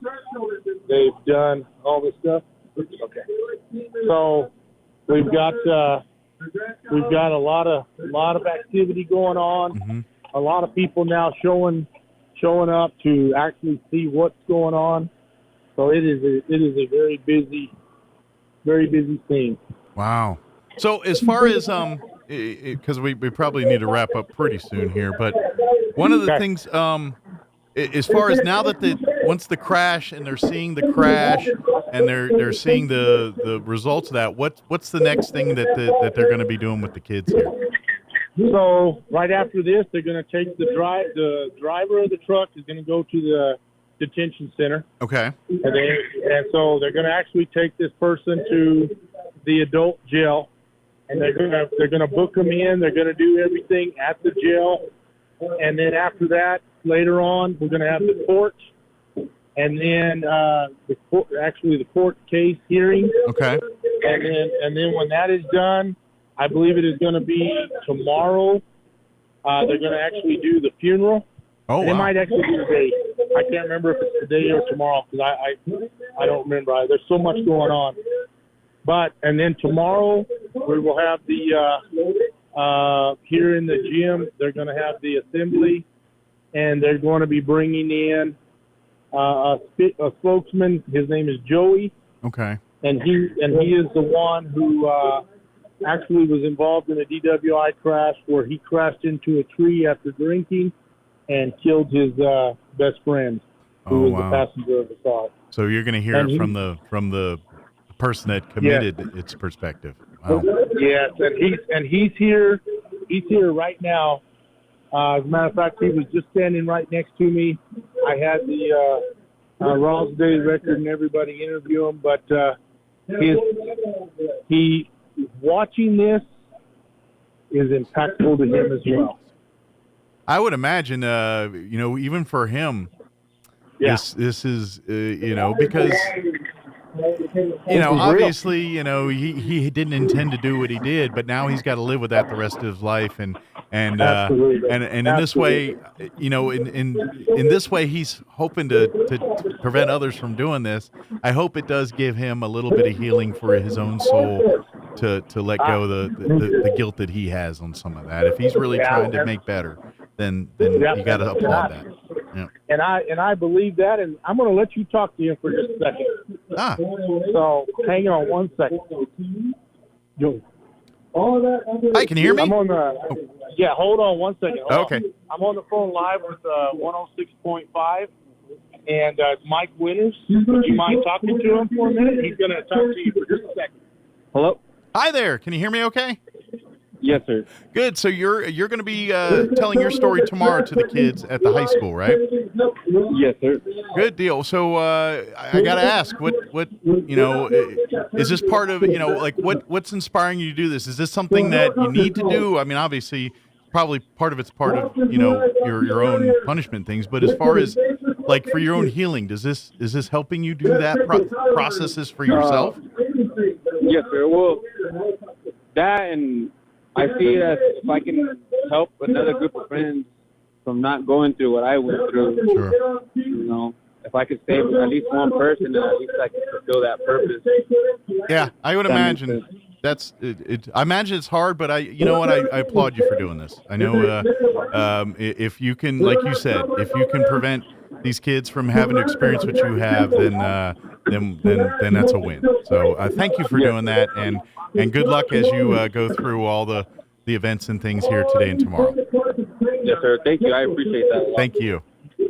Yes, sir. All right, Sheriff. Is there anything else? We probably should get it wrapped up here, but is there any other things we definitely want to make sure we make aware of for folks here? So I want to say this. Right now, we're seeing the helicopter come in, And me, myself, I've been involved in something like this where my son was involved in a motorcycle crash, and he was airlifted out. And every time I see that helicopter, I now know that it just began. Yeah. That the families are going to be rushing to Lubbock, to Albuquerque, to El Paso, trying to get there because their loved one is being flown out.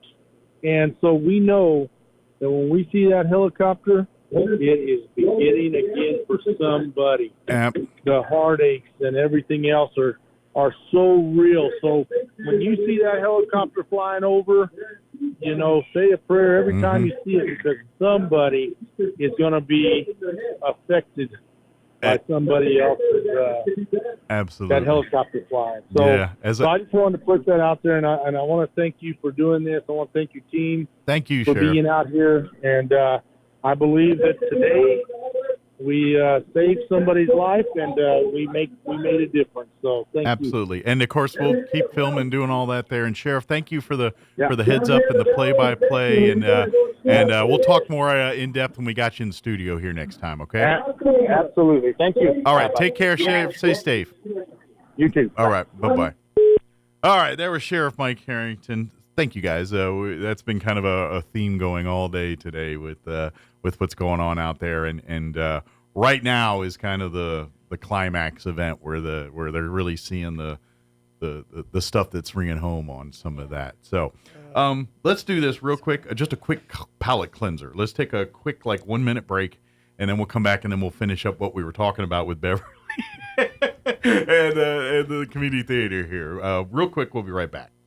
Foot and ankle problems are often agonizing, but they don't have to be. At Artesia General Hospital, we're passionate about helping every patient return to optimal mobility with confidence and comfort. Our board-certified podiatrists, Dr. Jennifer Chow and Dr. Michael Krupa, provide a full spectrum of services ranging from routine foot care and pain relief to customized treatment plans and leading-edge surgeries. Visit artesiageneral.com/foot care to request your appointment today.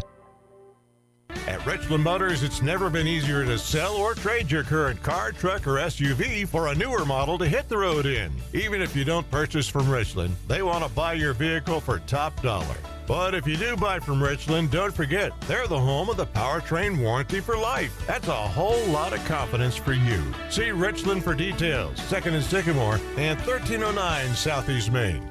Pressure Services LLC in Artesia has immediate openings for experienced vacuum truck, kill truck, and hydrovac operators. Operators must hold a Class A CDL or Class D CDL, at least 2 years of experience, and be at least 25 years of age. All positions require a clean driving record and must be able to pass a DOT drug and alcohol screen. Pressure Services offers great pay with IRA benefits and employer contributions toward health benefits. Please apply in person at 402 West Main in Artesia, inside the Age Safety Facility. Equal Opportunity Employer. Here's a Mornings with Mike Winters fun fact. Elephants use these skin folds on their bodies to crush mosquitoes. Mike Winters uses his to hide M&Ms. Here's Mike Winters. And we're back here with Beverly and Alethea here from the Roswell Community Little Theater. Thank you very much for hanging out with us here and going through. I know it's a little out of sorts for our normal show here, but it's pretty important what they got going on in Dexter there today. So that being said, Sobering. yeah. So what we if you missed what we were talking about earlier with the Community Little Theater, coming up the 13th this weekend here, they're having their big storytelling workshop here. And it's going to be a day full of, if you want to learn to communicate, to tell stories, to whether it's for your job or if you're, you know what, I wanted to give this acting thing a gig, sure, this will help for that. But if you have no desire to act, this workshop is for you. It will help with acting, but it's not really an acting workshop. If that is that pretty good to say? Yeah.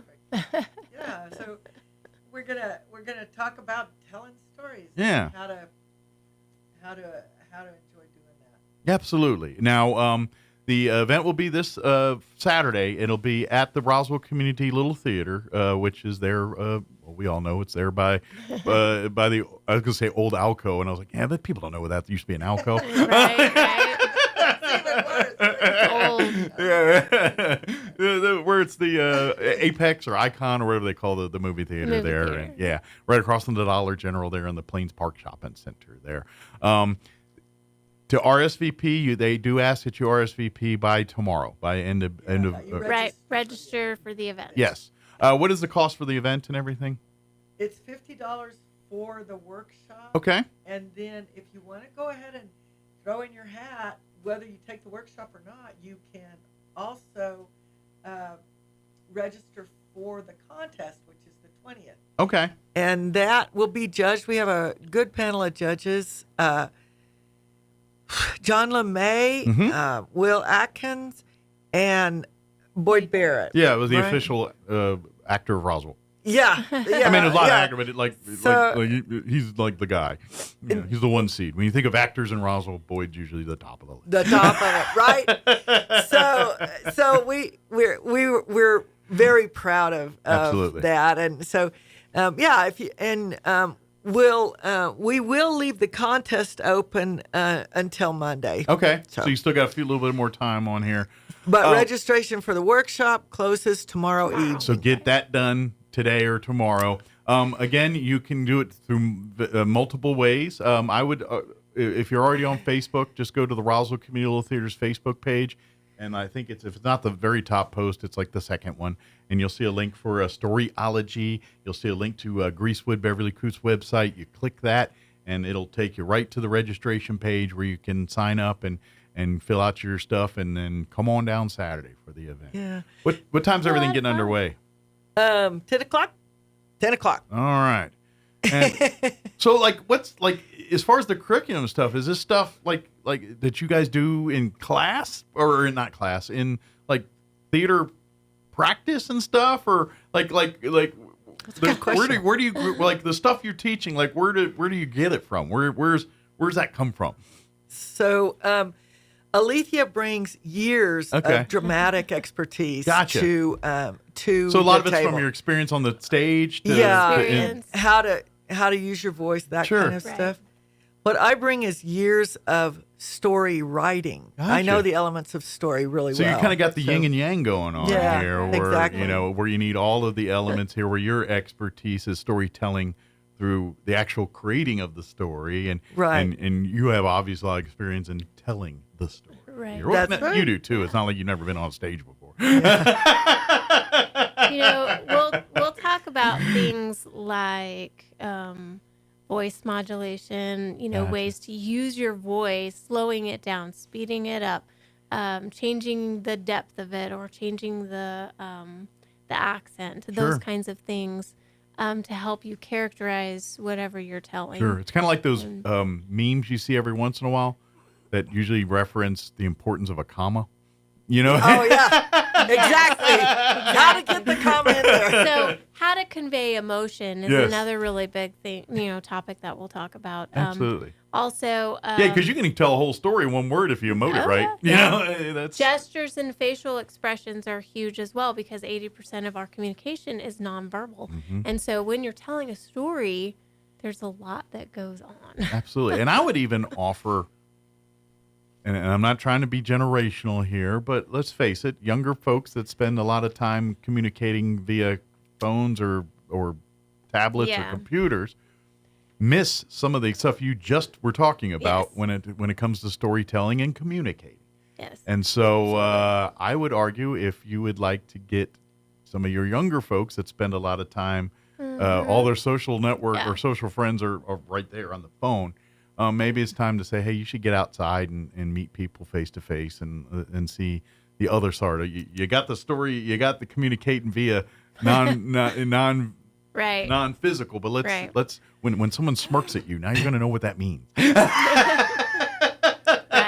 I mean, we lose a lot in electronic communication, and I think there's more misunderstanding. People can have very easily. How many text fights on a text thing is? I was just a joke. I wasn't trying to look serious to me. You know what I mean? It's all about context. Yeah. So this class would be very good for even kind of those social cues and some of that kind of stuff. Yeah, and the contest should be pretty fun. And also, because we're at Roswell Community Little Theater, can we plug the Improv. Yes, we can. So plug away. It's the 19th. Right. Mission Improbable. It's a lot of fun. Team of troop. I mean, if I do say so myself. It's the best. Alethea's leading it's the us cheapest really well. amount of money you're going to spend for your laugh per dollar ratio For is going to be. laugh out loud comedy. Yeah. It's just a fun night. If you love the Whose Line Is It Anyway TV show, it's a live version of that, and it's right there. Alethea is kind of your Drew Carey, or depending on which generation of that you watched. Yeah, fair enough. I go school with the British guy back in the day too, her name just went right out of my head. The current host. I don't watch that show anymore. She's a comedian actress too. She was in Friends. She was a girlfriend in Friends. Oh yeah. She wasn't a regular, but I just can't remember her name. But she was Ross's girlfriend for a hot minute in Friends. Yeah. Other stuff. But anyway, whatever version, it's that. It's a lot of fun. It's teeth out, laughing, slapstick. It's family friendly. So you can bring the family out and things and that'll be the next one will be April 19th. April 19th. You can RSVP, but if you space, just roll up with your money. What is it? $8? It's $8. $8. I mean, $8 is very affordable. Best $8 you'll spend this month. I promise you. Ever. And if you come out to the workshop this weekend, and you might, and then come on the 19th to the Mission Improbable, you're going to probably see some similarities and some. You're like, oh, I see where they went there. Yeah, I learned about it just now in the workshop. You know, and so that's you see some of the stuff that you're going to learn in practice. Get to double down a little bit. Absolutely, and there is audience participation. You know, when they're looking for their ideas and looking for the thing, they're always going to the audience for that kind of stuff. So. But again, this Saturday, April 13th, beginning at 10 a.m., is the Storyology Workshop happening at the Roswell Community Little Theater. Cost is $50, and is it an all-day event, or what's the? It's 4 hours, gotcha, basically, 4 hours. with a break at noon. Gotcha. So a little pause to refuel the tanks, and then we'll continue on here. But it should be a lot of fun. Again, to go to Roswell Community Little Theater's Facebook page, you'll find a link to the Greasewood Storyology link there, or you can go to Beverly's website direct, bacoots.com. Yes. And do that. Or you can go to the Community Little Theater's website, which is Roswell Theater, spell theater, live theater, THEARE at the end. And you can get tickets for Mission Improbable. You can learn more about the Storyology. And, of course, if you want to get a little sneak peek of what's coming down the road here with the Community Little Theater, I think you got some auditions coming up around the corner here and some big shows shortly thereafter. Right. So a lot going on. Go when you go to the Community Theater's website, when the bishop asks for your website, your email address, give it to him. And then that way you'll stay up to date on all that. He's trustworthy. That's right. I don't know. A bishop, I don't know. I didn't check his rank, but I think he's a bishop. Is there anything, ladies, we missed? Anything? And I thank you again for hanging out and working with us here this morning. So I do appreciate it. So it's always a pleasure. And anytime. Love to see it. We'll see you back next time, okay? All right. Thank you. All right. Guess what? We're done. Show's over. We're listening to 106.5 Roswell's Talk FM, KEND, or Roswell, New Mexico. Have a great day, everybody. Thank you so much for allowing us to be a part. Control America. And that's why I recommend all Christians start a gold IRA from the Birch Gold Group. Because physical